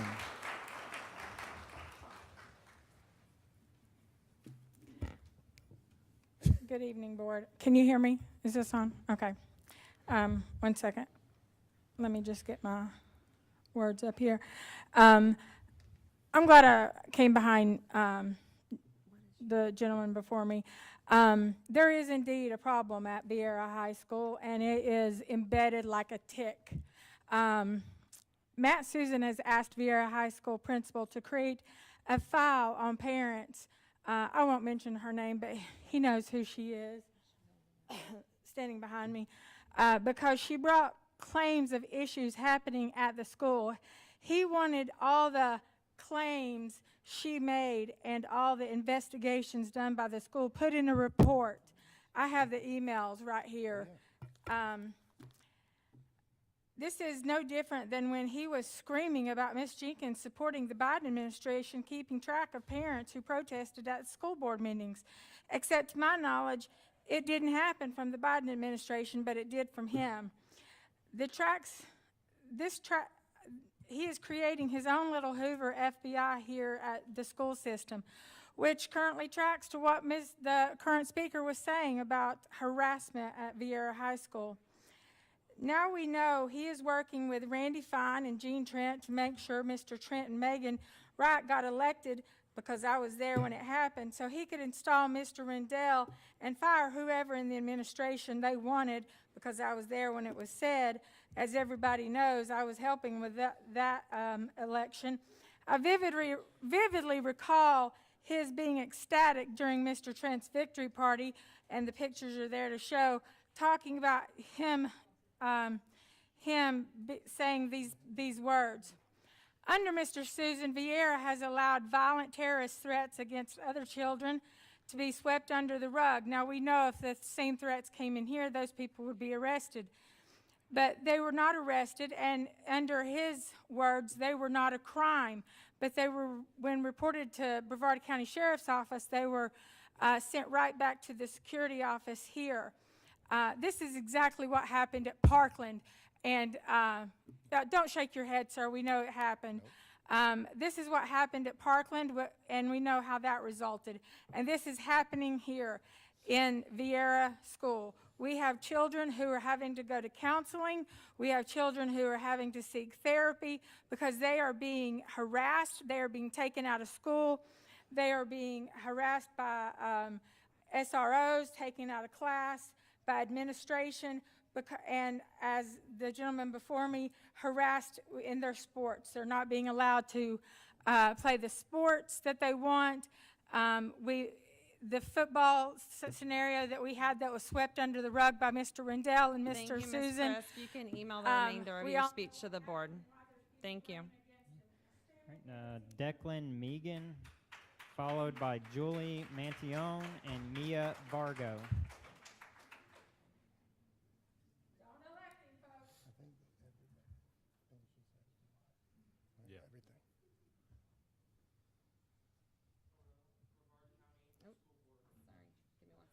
I am Declan Maggio of Melbourne High School. I am here to represent many diverse communities, among those being students, queers, and neurodivergent people. But I am here to represent one people above all, America.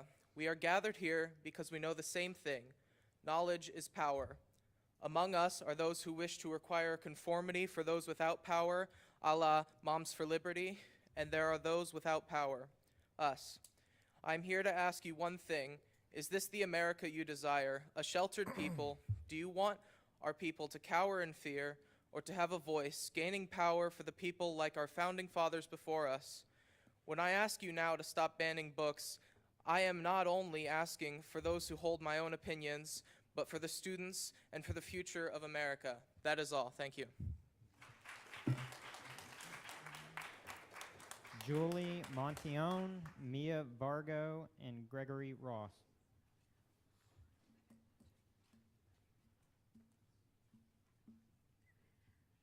Hi, good evening. I was actually planning to yield my time as I had thought so many things were going so well. And then as a 30-year teacher and lifelong learner, I realized that there was a huge teachable moment that needed to be addressed. I think a lot of people, myself included, have struggled with what the term gaslighting means. You know, it's become part of the zeitgeist, but nobody knows exactly what it means.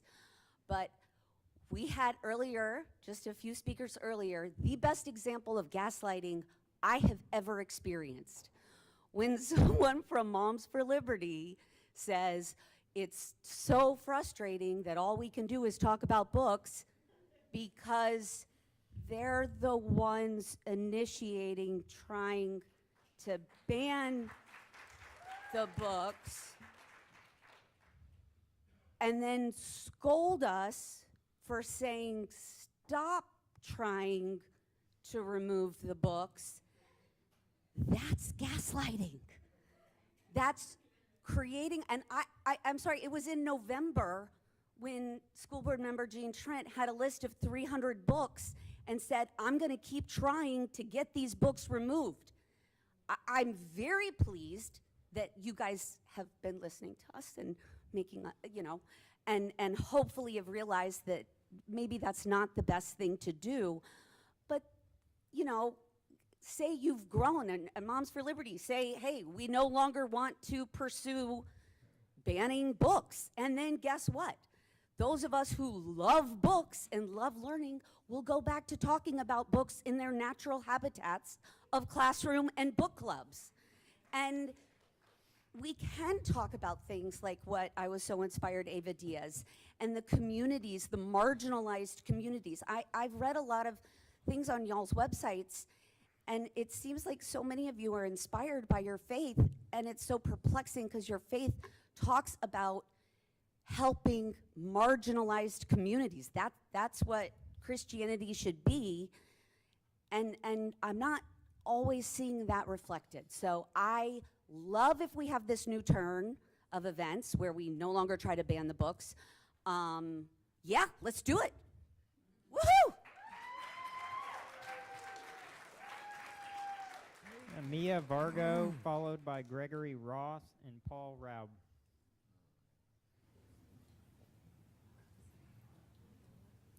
Vargo. No. Mia Vargo. Last call, Mia Vargo. All right, next up is Gregory Ross, followed by Paul Raub and Amy Raub. Good evening, Board. Thank you for the opportunity to speak tonight. As always, appreciate the Board allowing this. Just real quick, since I know you guys can't see, because the feed has been adjusted so people can't see the public commenters, I want to tell you what my shirt says. It says Moms for Liberty or Fascists. Just so you guys know what it says. Last time I spoke, I talked about the things this Board has done that I consider extremist.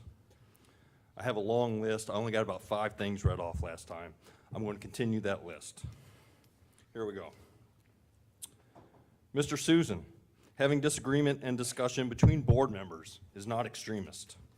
Deliberately failing to follow Robert's Rules of Order and ignoring public records requests in an effort to silence other board members you disagree with is extremist. Mr. Susan, being politically savvy is not extremist. Using your position as a board chair to further your political ambitions is extremist. Ms. Wright, Mr. Susan, Mr. Trent, disagreeing with public commenters' opinions is not extremist.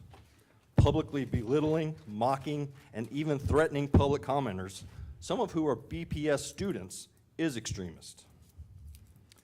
Ms. Wright, Mr. Susan, Mr. Trent, making business decisions on business issues within BPS is not extremist. Trying to run a school district as a business where you devalue students, parents, teachers, and staff into customers and their relationships into profit exchanges is extremist. Ms. Wright, Mr. Susan, and Mr. Trent, using your morals as just one of many considerations to guide your decision-making process is not extremist. Singularly using your morals in the decision-making process while ignoring data, logic, empathy, and the morals of others is extremist.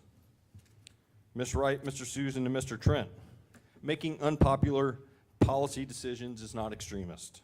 Putting politics over students is extremist.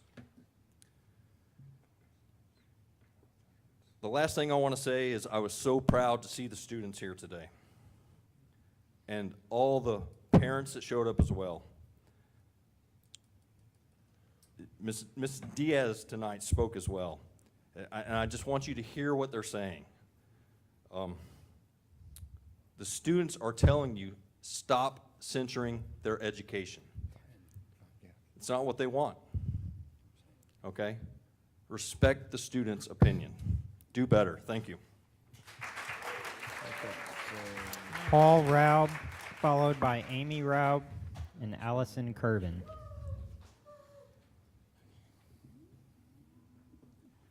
I'm just still reeling from, just imagine like the new chair of the Society of Serial Arsonists showed up and said, I really wish people would quit talking about all the arson. Can we talk about something other than all the libraries we've set on fire? I mean, there's an easy fix. Quit setting fire to, quit burning books, if you will. Anyway, all right, I'm gonna be really pretentious for a second and quote Goethe, while also definitely mispronouncing that name. You can easily judge the character of a man by how he treats those who can do nothing for him. Most students can't vote yet. Most students aren't donating to political campaigns. Parents who are not on, your side are of no particular benefit to you. And I guess I shouldn't say a name, but our governor is sort of the champion of that. It's pretty much his whole deal. Poor immigrants, not of any use. Let's use them as props. Ship them up somewhere cold. We own the libs. We're so cool. Trans kids, what? They're not going to vote for him anyway. Easy punching bags. Let's just knock them down a few pegs. And that's it. That is his whole thing. Punching down, the absolute opposite of courage. Bullying is the opposite of courage. And let's cut down all speech that might make certain white folks feel uncomfortable. And then let's have the nerve to write a book called The Courage to Be Free. And for an educator to promote that book by this charlatan whose primary legacy is going to be the massive, willful damage he's inflicted on our state's educational system that's going to take years to unwind, years of the many, many losses that will happen at higher courts with these incredibly unconstitutional rules. But for an educator to champion that is shocking. I don't expect you to be an expert on things that aren't your field, on, biology, epidemiology, things like that. Learn a little, but here, this is your deal. You can do better. You know better. But for Literacy Week, Ms. Wright, The Courage to Be Free is the book you chose to promote. And we wonder why students and parents keep getting up here and talking about how the marginalized don't feel protected and how we feel like the bullies are being enabled. Well, we've elected one to run the state, and apparently we're fans of him, and these students who can do nothing for you deserve better. Amy Raub, followed by Allison Curvin and Samantha Curvin. Hi, I'm Amy Raub. I have like a million different just thoughts written down here. How's my camera angle? Better now? So, Megan, I was wondering if you wanted me to go back and add up like the speeches since you were sworn in, like how many people have told you to stop doing the stupid shit that you do? Hey, Ms. Sorry. Rob, I'm going to ask you to not curse. That will be warning number 1. Thank you. I wanted to encourage you to stop. Hey, Jean, where are you going? I'm talking to you, honey. Come on back. You gotta go poopies? Okay.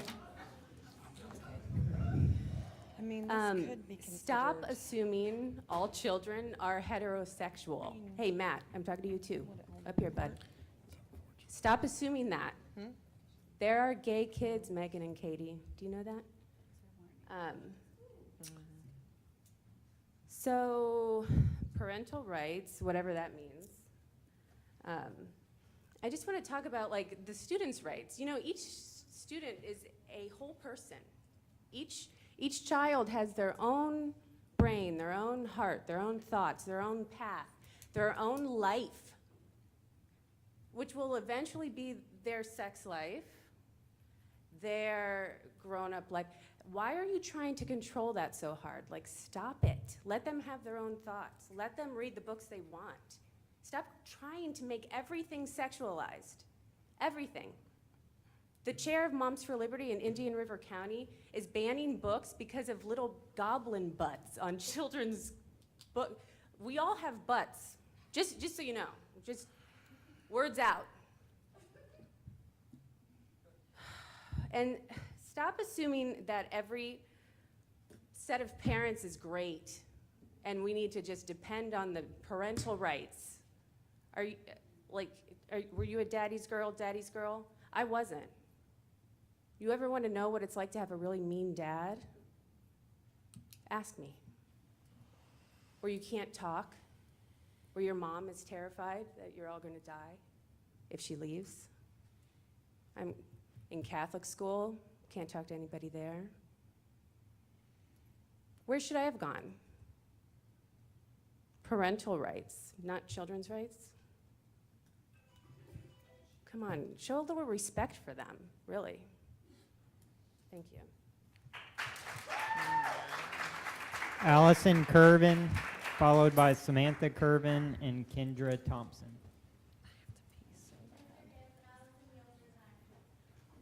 All right. So it's Samantha Curvin, Kendra Thompson, and Kelly Curvin.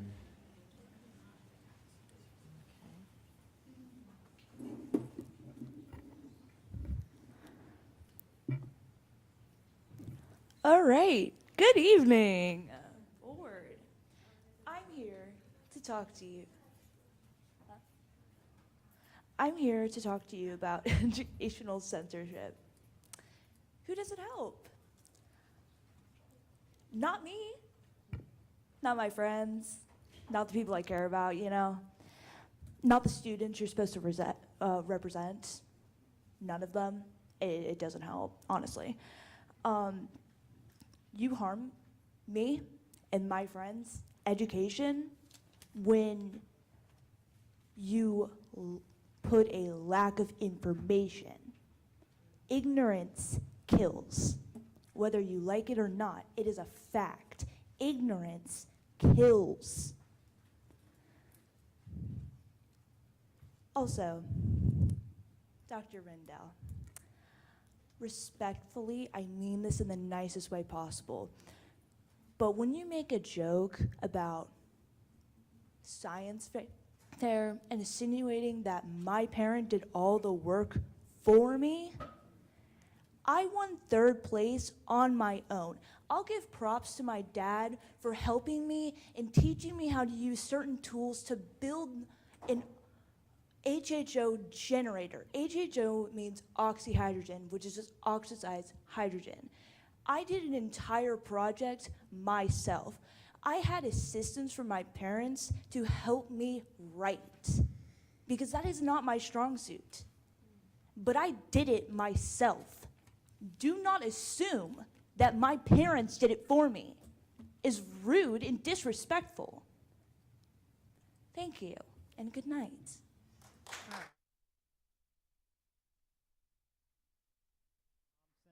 Followed by Kelly Curvin and Donna Herring. Sorry, who is this? Sorry. Good evening, ladies and gentlemen. I'm Kendra Thompson, a Brevard native and a candidate for Melbourne City Council. I'm here tonight to speak on an issue that's near and dear to my heart, and that's book banning in public schools.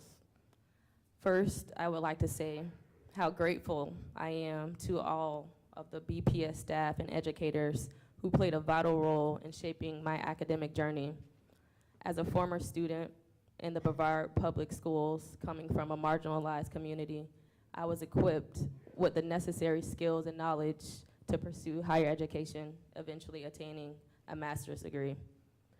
Education is the key to a brighter future, and books play a vital role in that process.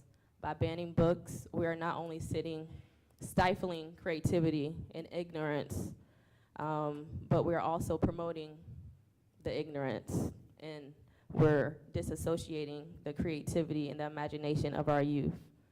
Our youth deserve to be exposed to the diverse perspectives and ideas, even if they challenge our own beliefs. It is through this exposure that they learn critical thinking, empathy, and acceptance for all. I believe in the importance of fostering an inclusive and diverse community that promotes intellectual freedom. By banning books, we are taking a step backwards and hindering our children's ability to think for themselves. We must trust our youth to navigate the complexities of life by equipping them with the tools they need, including open-minded and informed point of views. Florida has always been a state that has valued freedom and independence. Let us not forget these principles when it comes to education of our children. Let us stand together for equal rights, freedoms for our youth, for a right to read, to explore, and to shape their own minds. Thank you. Kelly Kervin, followed by Donna Herring.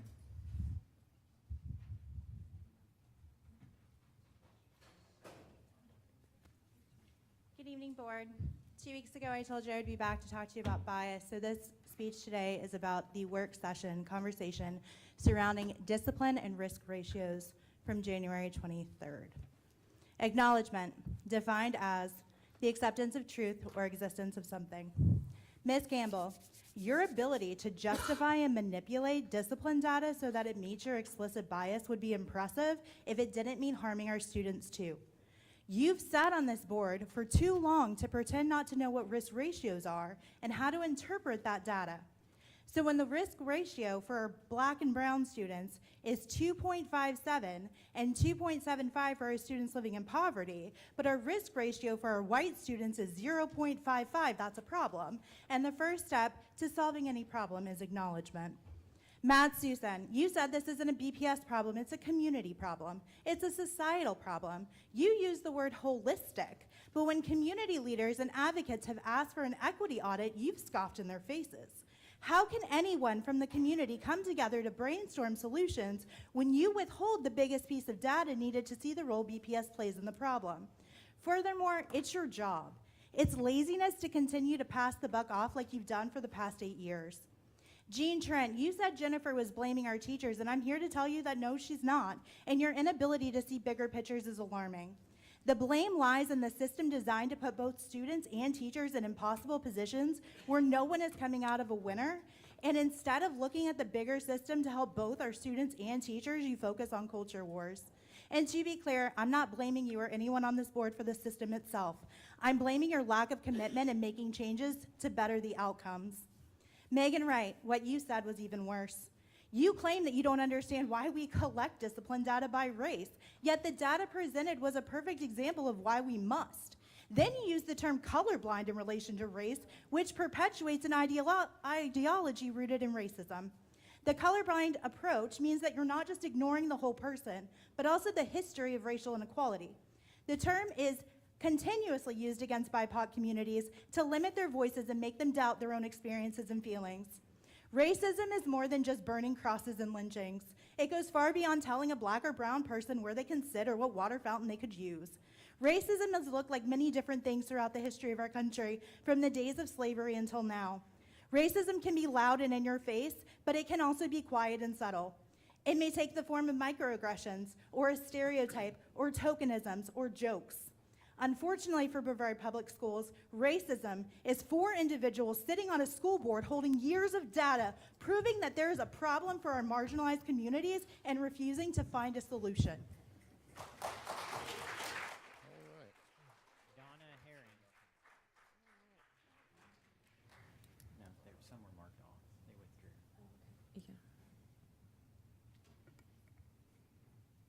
Members of the board and Dr. Rendell, my name's Donna Herring from Cocoa Beach. It's been a couple of months since I've been to one of these meetings, and I was very gratified to hear the amount of common ground we seem to have found since I was here last. The fact that books are not what we should be worried about. It's always been so frustrating to me to come here and listen to book discussions ad nauseum, which is why I really started coming to these meetings. That we should all start focusing on other issues and stop wasting our time on books. So I hope we do that. Just another observation, and maybe it's because I haven't been to enough of these meetings, but I only heard one person refer to anything in this meeting about higher education. I heard a lot about vocational education, and I'm all for plumbers, carpenters, new troops for the military, and expanding preparation for jobs right out of high school. But I also think we need architects to go with the plumbers and electricians. We need doctors to go along with the CNAs. We need officers to go with the marching troops. We need people who are prepared to go on to higher education. And a lot of times that means reading challenging books. Thank you. That concludes public comment. All right, board, is everyone you good? Do you want to take a break? Okay, can we take a 5-minute break so we can go to the restroom, and we will come back at 7:45.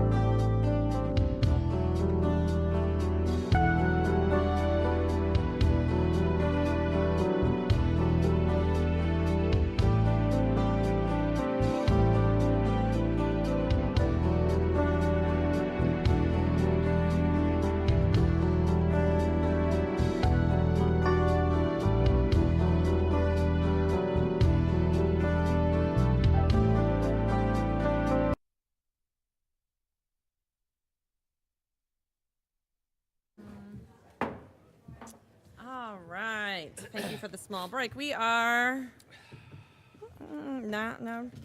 Oh, sorry. I'm just trying to make sure I'm in the right spot. We're at the consent agenda. Dr. Rendell. Thank you, Madam Chair. There are 18 items under this category. Thank you, Dr. Rendell. Does any member have any items they wish to pull? Hearing none, I will entertain a motion. Move to approve. Any discussion? This party started. Paul, roll call. Ms. Jenkins? Aye. Ms. Campbell? Aye. Ms. Wright? Aye. Mr. Trent? Aye. Mr. Susan? Aye. Dr. Rendell, will you please let us know about the items under the action portion of today's agenda? Thank you, Madam Chair. The first action item is H30, procurement solicitations.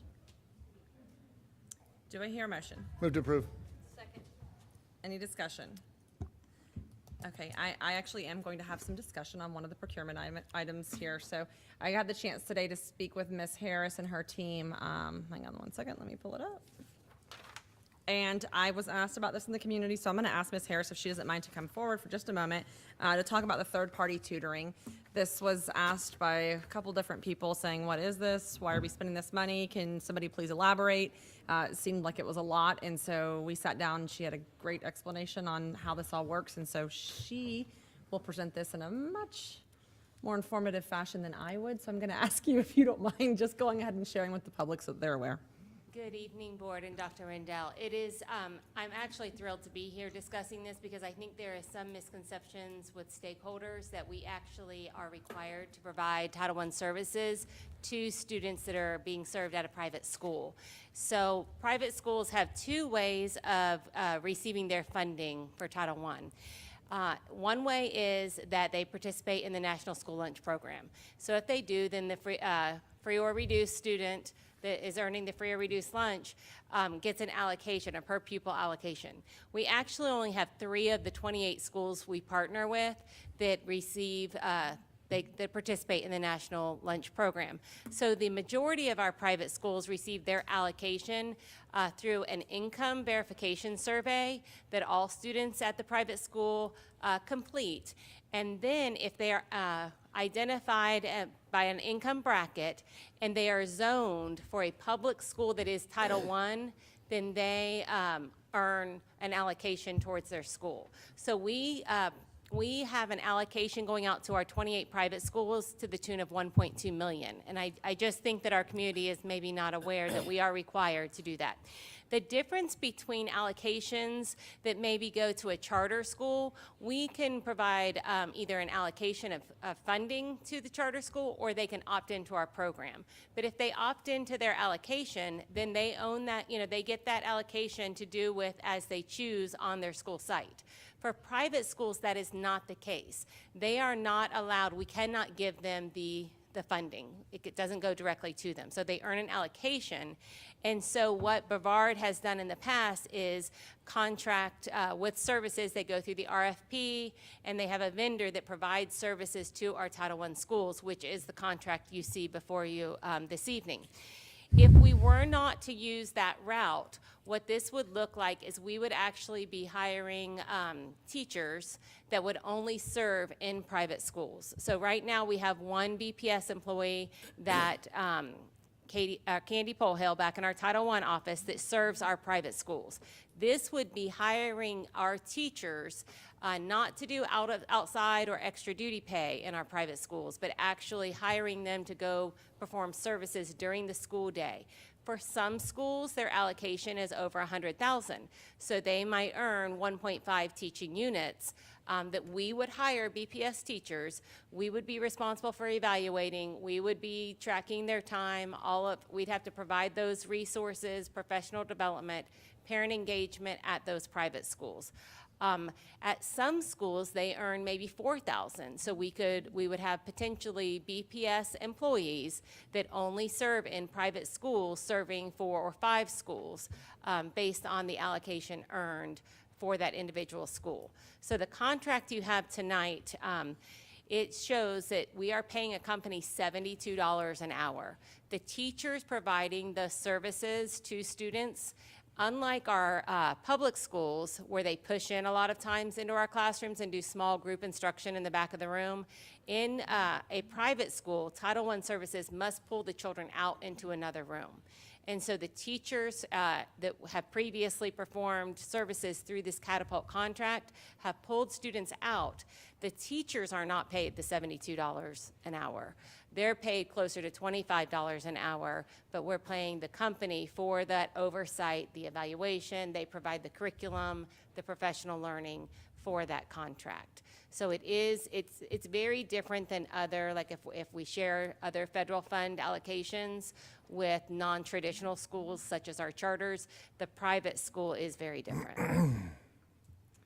Thank you, Ms. Harris. I appreciate the clarification. I don't know if any of my other board members were addressed with questions in the community about this, but I was, and so I felt like I needed to get some clarification so that the community understands and that we're being transparent, because the first thing that I saw was $72 an hour, $1.2 million, and there were some major red flags that went up and questions asked. So once the process was explained to me, I felt a lot better, and I feel like hopefully our community will feel better as well. So does anybody else have any other questions from Ms. Harris in regards to this? No, just that I had similar questions, and I was going to bring it up if you didn't handle it, so you did, so thank you. And I'm perfect. That's what I thought. Okay. I do have something unrelated to that procurement, the bus procurement that occurred. I just wanted to kind of say something that was inside there, so. She goes, you're "That's good. not me." That's good. Okay. It's good. It has, and this is not, has anything to I do think we're about good, it. Ms. Harris. Thank you. Yeah, thank you. All it is that I wanted to let everybody know, we just had this procurement where we put a bunch of the bus companies on there.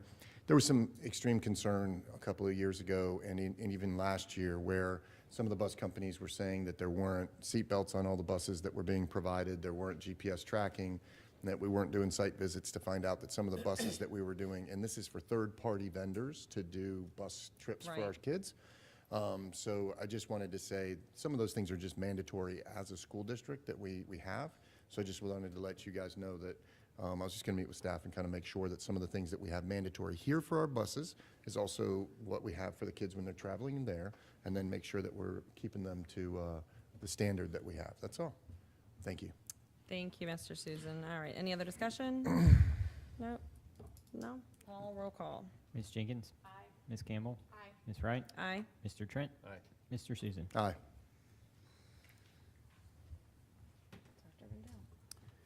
Madam Chair, the next action item is H31, Book Review and Challenges, A Court of Thorns and Roses. Do I hear a motion? Move to approve. Second. Any discussion? Yeah. Sorry, Ms. Jenkins, yes? Yep. Okay. Sorry. Go ahead. Sorry, I thought the mic was.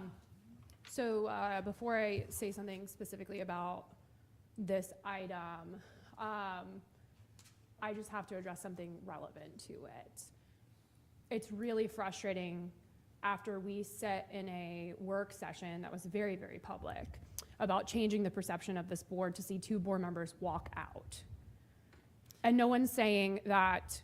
Ms. Jenkins, No, I it just is want to keep it you is on relevant. track with what we're talking about. So It is, Ms. Wright.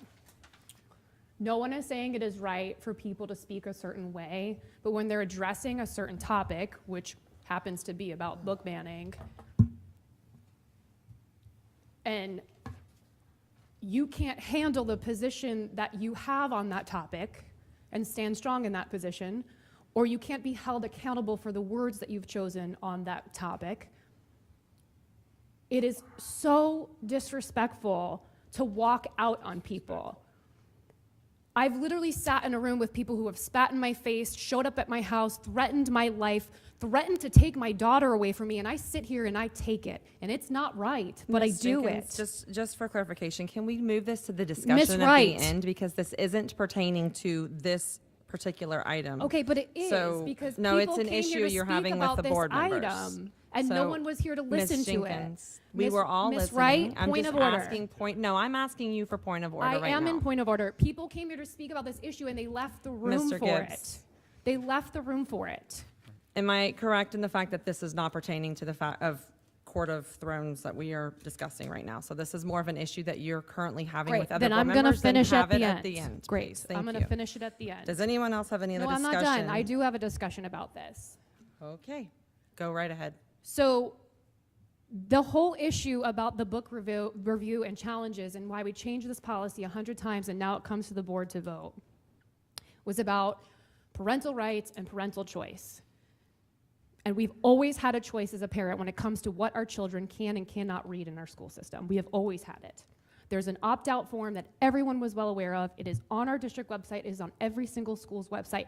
And every single member on this board has a child in Brevard Public Schools. I want you to ask yourself if you filled out one of those forms.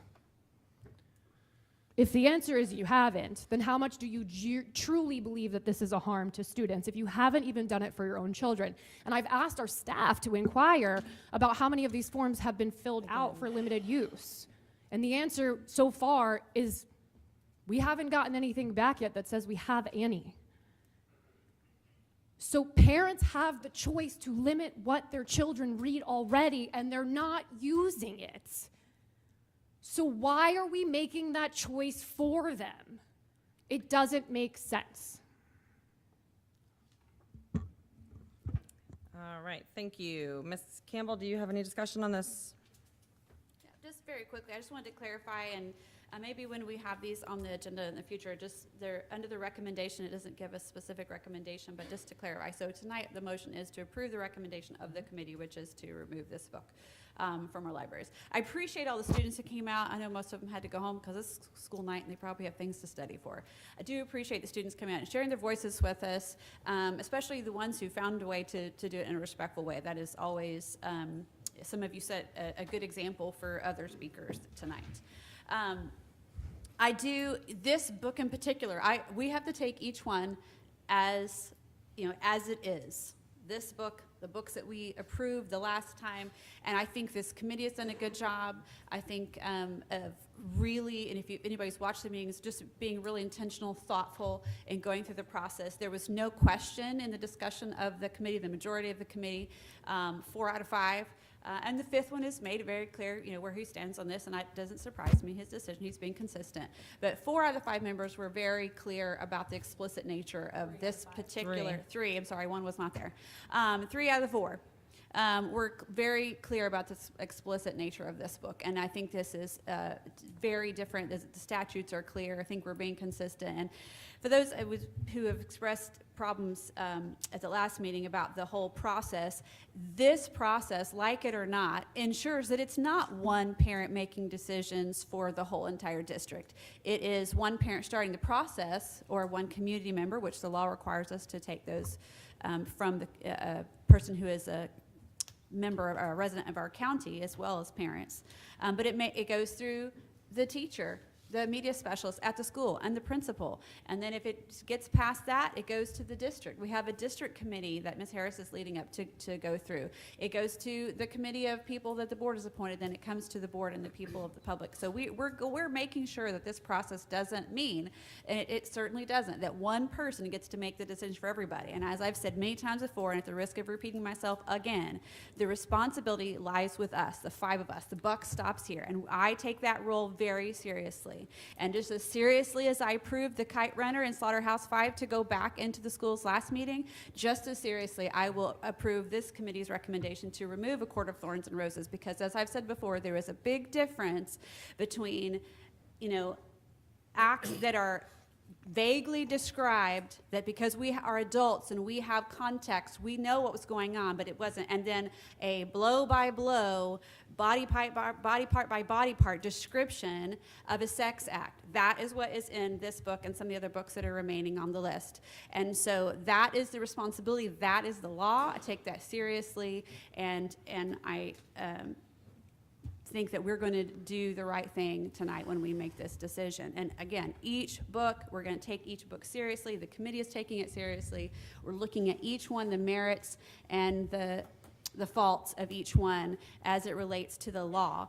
And I just have to express my frustration at some of the things that were expressed tonight by the students, because I think there's a misconception of what we're actually doing here. And I hope that those who had those issues will take the time to reach out to us individually so that we can respond to them and hear their concerns, but really get down to the bottom of where some of it's coming from.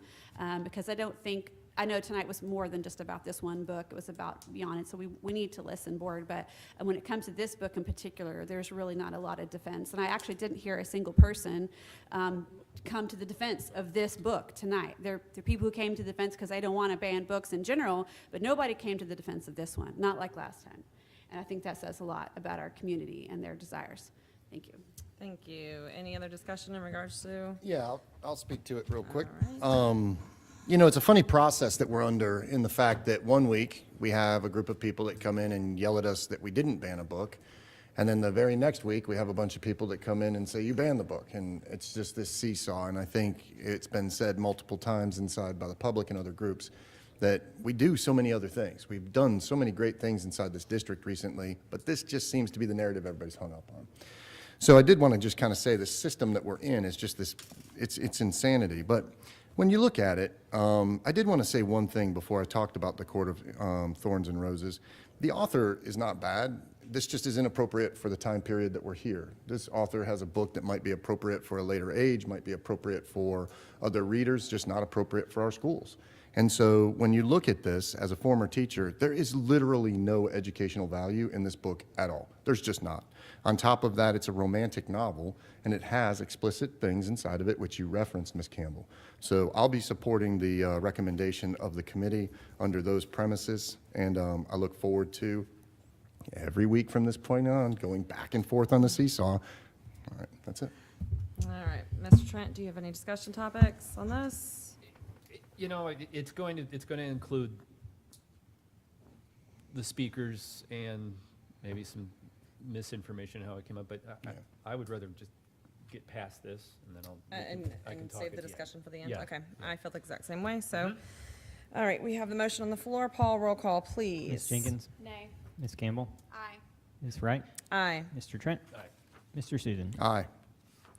All right, we are moving on to the information agenda, which includes one item for the board to review and may be brought back for action at a subsequent meeting. No action should be taken on this item today. Does any board member wish to discuss the one information item? No? Okay. Mr. Susan, you were kind enough, we ran out of time today at our workshop, and you had 2 points that you were discussion topics that you would like to talk with us about, so I'm going to go ahead and give you the floor first to go over those 2 topics. And Yeah, then thank you so much for giving me the opportunity. The 2 that we had are dealing with Brevard Pediatrics and our healthcare plan and the trademark logos. The first one I wanted to let you know is the Brevard Pediatrics has now gotten, I'm on my 7th person as of today, that they started reaching out to me. Here's what ended up happening.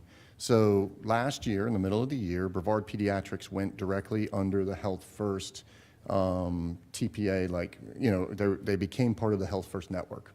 At that point, we had a decision to make whether they had vacated. So what had happened was the school district was making the recommendation to take the Brevard Pediatrics out of Tier 1, which is you have a $35 copay or whatever it is, and move it to Tier 2. And what that meant was that you had to continue to pay until you met your deductible, whatever the total visit was. So then what they did was they took the Brevard Pediatrics, made it a Tier 2 for the Silver Plan, and kept it a Tier 1 for the Health First Plan, okay?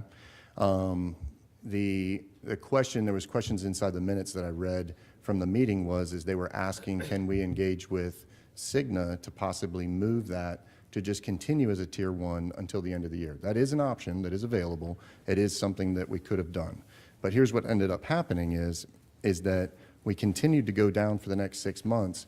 We waited for the communication to come out of Brevard Pediatrics, which did not communicate to our people very well, okay? So we had a lot of people that started going to their doctor's visits, finding out that they were no longer in network and were being impacted a higher cost. Now, whether that's our fault or not, that's not the issue. The issue is that we, in the middle of the school year, after people had been already decided to purchase these items, or have this plan, decided to go and change their network, which caused them a little bit of extra money. To exacerbate that situation, the Brevard Pediatrics, when people would call to try to find out information, as of 3 weeks ago, was telling individuals that not only were they not on the plan for the Silver Plan, but they were also not on the plan for the Health First Plan. So I immediately called our health department, or our health team over there, and I asked them to reach out, and they verified that Brevard Pediatrics was under the understanding that they were no longer a part of Brevard School's plan. So what ended up happening is they requested them to start communicating to all 6 of their branches that they are in and kind of explain the difference between the two. Now, here's the problem with the back end of all of that and where I was getting at, and I'm sure Ms. Campbell, who's on the committee, can attest to some of this stuff. The bottom line is that we have a bunch of people out there that have made doctors' decisions and changes based upon the fact that these were out, these changes had been made. I feel like had I known back, during the middle of the year last year, that this was an option to do, that we just go to Cigna and ask them to put it into the network, that we should have just done that. So what I would like to do is ask the healthcare committee or the healthcare group to recommend to ask Cigna how they could put them back in and if it would cost any money. Because if you watch the process, what happened is they went from a tier 1 to a tier 2. So Cigna had to make the change inside of their billing. What I would ask is that Cigna looks at what the difference it would take to move them to tier 1 till the end of the year when we can properly communicate to the people the changes that have been made and go through there. There's should be no difference in price because all we did was basically take and charge people on their backs the difference in the cost. Does that make sense? So go ahead, Ms. Campbell. No, so basically what happened is that when the change was made, now all of a sudden, instead of paying $35 per visit till I got to my deductible, I'm now paying the full amount. So people who, with their babies, sometimes 2, 3 at a time, were going to the doctor's office paying more money for what they had. So the issue, I would say, and it is possible, I know this because I've seen it in other plans, I've actually done it in other plans. When there's a plan change, you can go to the TPA or you can direct bill. There's 2 options that you can do. And I would just ask that we look into how that would work and have them make a recommendation back to us, and then we make a decision whether we want to move that way or not. That's all. Yeah, I just want to clarify a couple of things because I was not only on SIAC when we were going through this, I was actually the first insurance user to bring this forward to our staff because it happened to me. So I just want to clarify a couple of things. First of all, this happened in the middle of 2022, not 2023. And to be quite honest, in my investigation of this, Mr. Susan, in that late last quarter of the year in 2022 when it hit, when I first discovered it, Pediatrics in Brevard actually didn't even understand when they were changing over. They had made all the clients aware, their customers aware, that they were switching to Privia without understanding that Privia, that automatically would put them in the Health First Network, Sure. and they didn't understand what was going to happen. When people started getting the bills in the fall after the change was fully made, and it only affects the people on the Silver plan. I have not heard that they've been telling people on the Gold plan that, because when they finally were made aware, I specifically asked their offices, would you please make sure that you're communicating with people? So they were, as they were coming in, before they treated them, or as they were calling and making phone calls, they were saying, hey, which plan are you on, Gold, Silver? You need to understand you're gonna have to pay up to your deductible or whatever. So, but I also wanted to say, this is probably just slip of the tongue or whatever, but it wasn't the district that made the decision. It was Cigna, because Cigna has to go with their contract prices with Health First. And unfortunately, this does, if you go on your Cigna website and you log in and you put in one of the doctors in this practice, it'll actually list them as a Health First medical group doctor, even though they're not in Health First Medical Group. They're part of Privia, but it's all the same contract price. So I say that because it's not just been the middle of last year. Now we've actually had the last half of 2022 and all of 2023. I'm not sure how much can be done because it's been over a year and a half. And so we need to make sure that their office is communicating clearly with our employees and people on our plan that, you need to make sure, if you're on the Gold plan, it won't affect you at all. If you're on the Silver plan, you need to make your decision. Our family's made our decisions on how we're going to handle it, because we're on the Silver plan. But so I don't mind us going back, but I just want to make sure we're getting the correct information out there, because I've talked to some Health First people.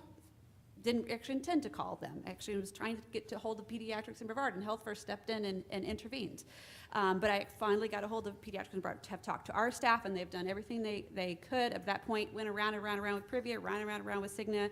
On my own issue, recognizing every step along the way that I was representing our staff and the people on the Silver plan. So it's a little bit more complicated than that. I'm not sure we can do at this point because we are a year and a half worth of claims. But at the very least, their offices need to be communicating clearly to our employees on the plan.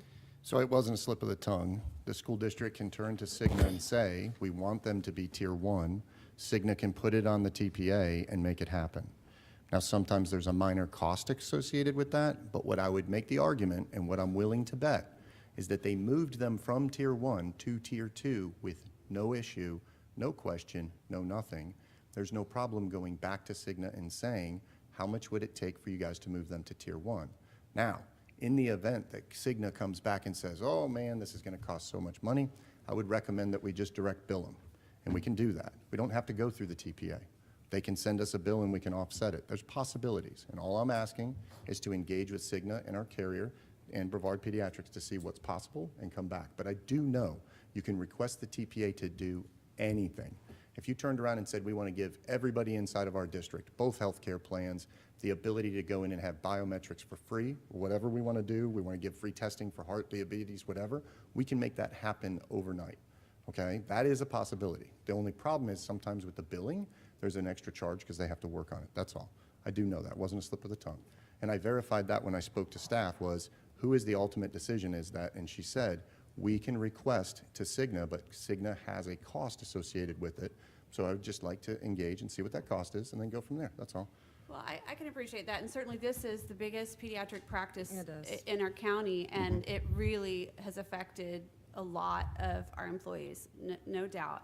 I would recommend that we ask Dr. Rendell and staff to engage with Lockton and to kind of help guide us on this, a path of whatever, how much is it going to cost, how complicated it's going to be, understanding that we do have limited staff in that department, and we're going to make sure, so we know what we're asking and what we may have to be, if we have to hire an additional person to manage some of this extra stuff. I mean, we need to know what all the pieces are and how much it's going to cost and what it's going to involve. I mean, I absolutely would love to see this particular practice, not just for my own family, because I'm almost done with pediatrics, but get back onto our silver plans so that everybody has equal access and it's not costing people an arm and a leg to go to their favorite doctor.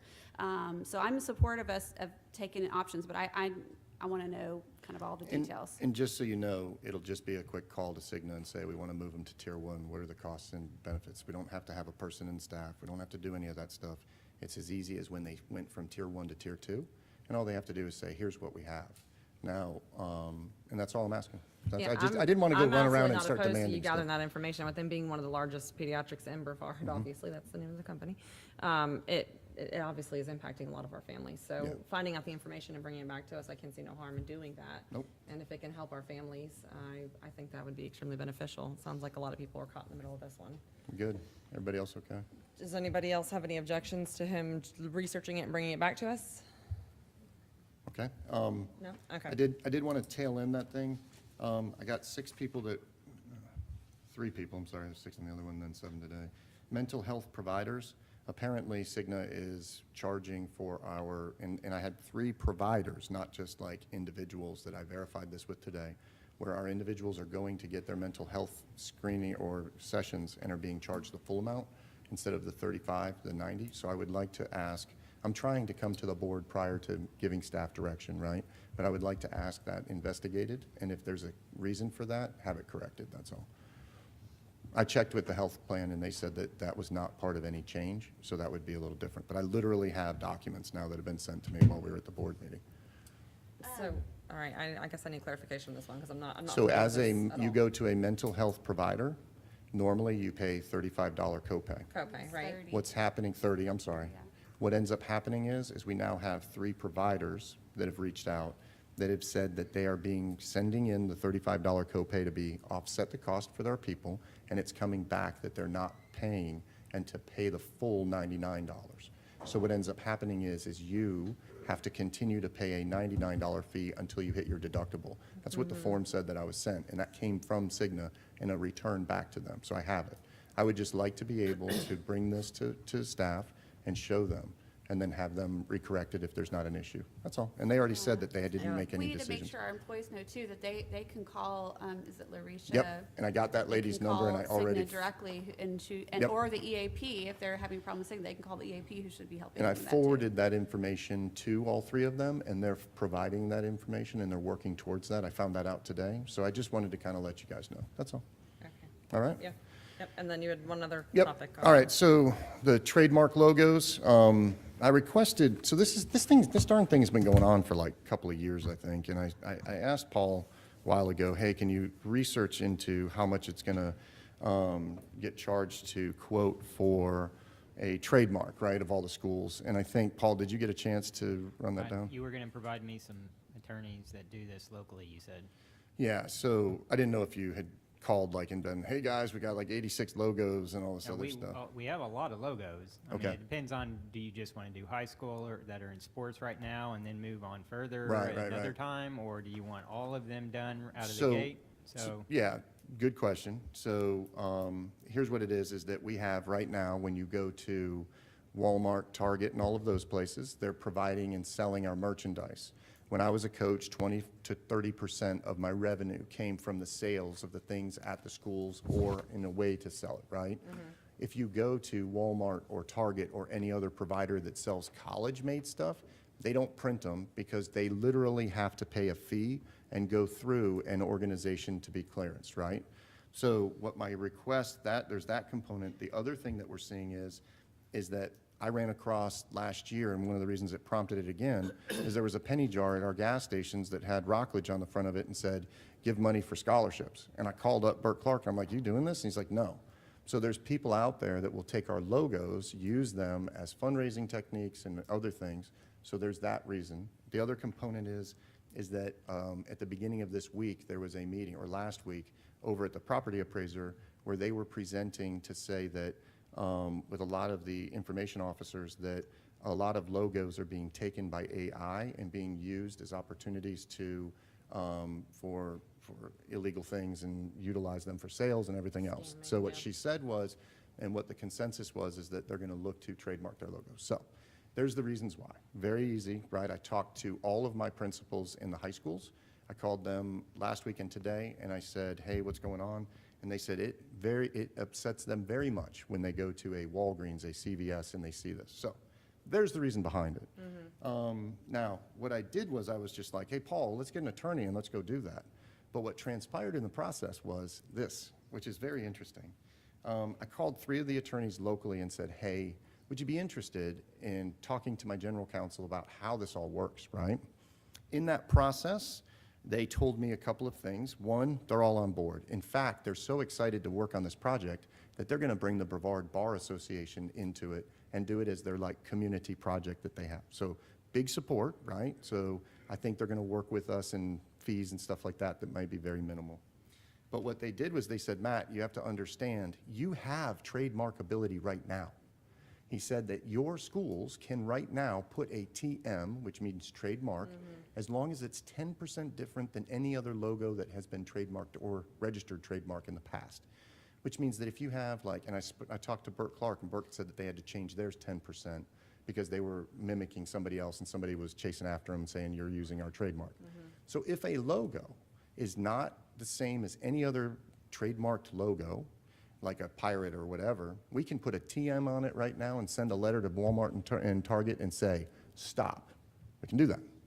So he told me that. The other thing he said is that the process is 12 to 18 months, but the issue is that, and it's very minimal cost. So what they said was, hey, why don't we do this? This was their idea, and this is what I'd like to engage Paul with.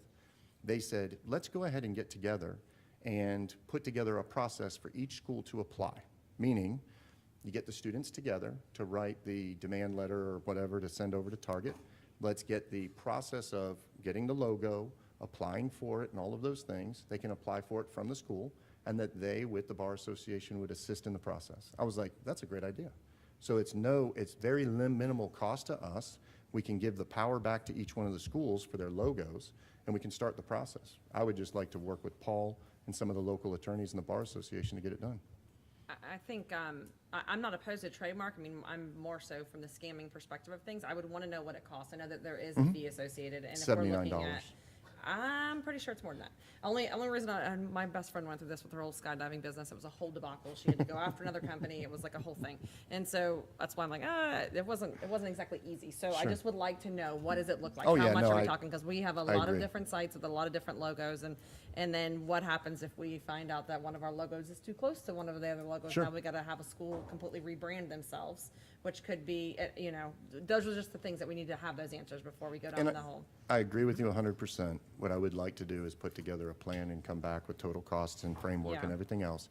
I would also like to say for the public that Walmart and Target and them are not bad people. They're Right. just printing out, and I feel that if we engage with them and talk to them about this, they'll be more than happy to work with us on it. Absolutely. I just, I did want it, so that's all. So those were the two Yeah. things, as long as I can engage with him on our master plan to logo our, to trademark our I'm stuff. fine with that. If you want to bring back information again, I don't see any harm in that. Does anybody have any objections to him getting the information together to bring it back before we look at trademarking? Anything? No objections? No objections? No. Sweet, all right. Okay, Thank you, all right. Madam Chair, for my And- opportunity. No worries. Ms. Jenkins, I'm going to go ahead and ask if you would like to pick up where you left off in regards to your discussion topic. Yeah, I just, I just can't be quiet about the hypocrisy that happens up here. And when we make comments about people in the audience, but we don't have the guts to sit here and take it ourselves. It's just hypocritical and it's disrespectful. Comments like, I'm gonna do that at his job. Does he even have a job? Yes, people can hear you. Board members? It's just ridiculous. Just own it, man up, take it. I'm gonna reiterate the fact that there is an opt-out form, and I'm pretty confident that no one up here has filled one out themselves, and I'm pretty confident that no one who advocates to get books removed from schools or challenges them has filled one out themselves, because again, I asked and I haven't had that. But I just wanna remind people that the first 40 books that were challenged, that person doesn't even live here anymore, nor did they fill out a form to stop their child from reading those books. We had 10 to 15 people come here and read at a podium to get books banned immediately who don't live here, nor have they filled out a form because they don't live here. And so it's frustrating to me that we pretend to care about wasting time, but that's literally what we're doing. So practice what you preach. If you're worried about these books yourselves, fill out the form. Practice what you preach. If you're worried that it's going to take too long and we got to ban a list of 300 books all in one sitting, limit your children from reading them right away. Don't wait for the process to go through. And I hear when you say it's not one person making this decision, but like ultimately it's 3 people making the decision for 70,000 students and families across this district. So again, it's just frustrating to me, and I'm not going to have this conversation every single time a book comes up here. The one thing I respect is that I think it's ridiculous we took the votes away from the committee. I appreciate you honoring those people's votes from the last time and this time. I'm not judging you for voting this book down because your committee members had to do that. Because I ultimately believe that they should have been the ones having the vote in the first place, which again is my argument as to why I don't even understand why it's coming to us. It's again a waste of time. It's creating a platform for people to come here and get angry and protest. It's just silly. The whole thing is silly. But just stop the hypocrisy. If you believe in something and you believe that so strongly, then stay here, say it, and take it. Stop the combating with people and the audience. Like, just take it and move on. All right, any other further Yeah, discussion? I think there was Maybe a, we're gonna leave that one alone. I think there was an accusation that, I don't know, I heard man it up, take it, practice what you preach, all these kind of grandstanding type things, not governing. But what it basically comes down to is I was accused of getting up to leave during somebody's speech, which you can hear out in the courtyard, you can hear out in the everywhere else. I think it's disrespectful to assume and to make accusations prior to just asking. Once you say, hey, Mr. Susan, why did you go? I don't have a problem. I grabbed Bernard Bryan out in the hallway, and here's what I did. I said, you know what, I've been doing a lot of research lately, and I said, listen to me. I said, one of the problems we have is we don't have enough African American teachers. And I literally told him, I said, why is that, Bernard, and can you help me? He said, you know what? He said, one of the things we don't do as a district is we don't go into the schools, the historically black colleges, create a relationship, and they know that we're there. I said, well, what about the other schools that have African Americans in them too? And he says, we could do a better job. I said, well, would you do me a favor? On that aspect, work with me to go to the historically black colleges and others. I will drive there with you to try to attract African American teachers, and I'll tell you why.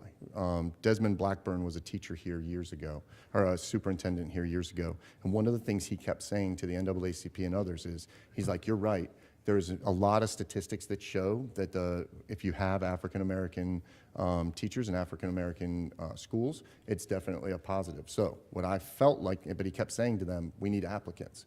So what I was doing was engaging with Bernard Bryant on how to successfully do that. I also had the conversation with him wrapped around going into these communities and talking to some of the leaders in the communities about becoming teachers. Because we have a lot of people that may not have a degree or may be close to a degree or may be working in somewhere else that may not know the opportunity. But I think after listening to Ms. Diaz, there's a rally cry to help out our endeavors, our UPs, our CREOLs, and all of these. Why don't we go try to get more applicants in Hispanic communities and African American communities and stuff like that. And it's in line with what I said when we brought Pruitt on, I was going to meet with them in January to do so. So that's literally, I saw him leaving with my schedule and everybody else's. It's difficult to have a face-to-face comment like that. And that's the reason that I went out there. Not because I couldn't man up, not because I couldn't take it, not because I needed to practice what I preached, because I was trying to identify a specific problem that we had with one of our community leaders to make sure that we could solve it. And that's why I did it. So just so you know, ask me before you start making accusations, Ms. Jenkins. Thank you. Thank you, Mr. Susan. Mr. Trent, All further right. discussion. Well, I did not think I would have to defend my bladder. However, Matt, I can attest, he was talking to Mr. Bryant out there. I myself, at my advanced age, I could not wait any longer to go to the restroom. I waited till after the students were done and just picked a relevant time. Sorry, just had to go and do that. But you had a much better reason to leave than I did. So. I needed to get to him. So I am going to take this time for a brief moment. I am going to talk about some of the things that came up during public comment. And when it involves kids, I get a little emotional behind that. And here's why. First of all, I'm going to talk about the books in general. You know, we publish, just in the United States, 600,000 to 1 million books every single year get published in the United States. If you take self-published books, we're close to 4 million books. We in no universe do we have that many books available to our children inside our libraries.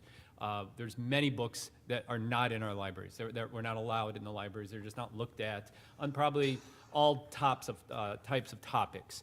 So the amount of books that were actually under review is so small, okay? So these students, the handful that were out here, I am so happy they're being involved. It's better than sitting around, you know, playing video games, most likely. You know, I like them to be involved, but they need to be informed. I had a student up here that said, why now? Well, there's state statute that's involved now, and we're responsible for it. So that's something that we can't ignore. That's why we formed a committee. It didn't go in my favor, right, the last 3 times, or 3 books. And I was hoping that, you know, we would, when it does go a different way, we would think the same about it, that it's a committee, that's the policy now, and that's what we're going to go with. And that's what we're doing. I'm not for sitting up here and reading books out, or excerpts out of these books. It's not planned, if that's what you think we want. We don't want that. So I did take a few notes, and I'm sorry, I'm going to go through a few here, but again, when the students get up here and talk, you know, facts matter. You know, we talk about gaslighting, but we also talk about using students. And as parents and teachers, when I was in the classroom, the biggest thing I would tell my students is I'm not here to tell you how to think. I'm here to help you learn or what to think. I'm not going to tell you what to think, but how to think. I want you to learn on your own. I want you to question authority. And these students out here, please ask questions. I don't think any of us were approached by. I didn't get one email. I didn't get one email. Did not get approached. Think about it. When we have a student up here saying that we're banning history books, that's disturbing. I would join together with anybody out there that if we're banning a book based on what we don't like about the history or about their lifestyle. And we have a student here thinking that that's the case. And I'm not giving them that information. So hopefully it's not the teachers, but they're getting it somehow, and that's wrong. Question, question, and question. That's what I'm going to get back to these students. And if you're watching, please do that. Reach out, talk to the district, see what books that we're actually talking about and why. I don't think you need a sexually explicit book to do a research paper. Those aren't the topics I was asked to write a research paper on in school. So that's important. But it's very important that these students continue to ask questions because, again, I would rather them be part of the process, and then maybe they can do the research right there. We take a lot of heat from the podium, 3 of us, 4 of us, claiming that we're political, okay? To get elected, any office, it's political. But once you're in that office, in that position, you're doing what's best for, in this case, students in the district. If it's not political on the other end, where are all the TV cameras? Why did they leave after the clickbait videos are gone? Where did the people in the audience go and not ask us questions? How come we were not approached by the TV cameras out there? Only the ones who wanted clickbait. Have a conversation. You can't keep going with this narrative when it's one-sided. Have the conversation. I'd love to have that conversation. Have no problem with that whatsoever. Sorry, when I hear students talk about age relevant, I agree with you, but it's age appropriate. That's what I hear. And that is our job. We're the ones responsible for that. Community groups. It's obviously 2 sides out there. You guys have a lot more in common than you have apart. And we have one get up here to talk about, hey, books are just one part of this. There's a lot. Student achievement is huge. And then they get mocked for the rest of the evening. I hope you feel good about yourselves. We need to do better.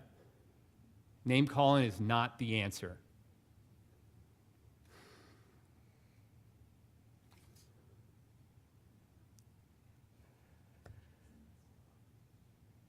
I think that's about it. I think I had one. Wait. It's pretty amazing. It's only 8:30. Yeah, that's right. That was earlier.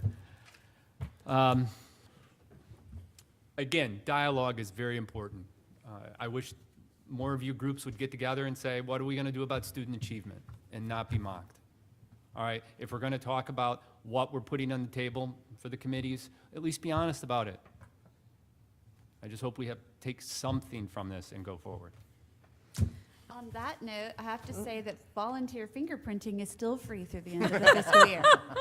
All right, I don't have any other further discussions or report. Dr. Rendell, do you have anything to report? No, Madam Chair, I do not. All right, seeing there's no further business, this meeting is adjourned.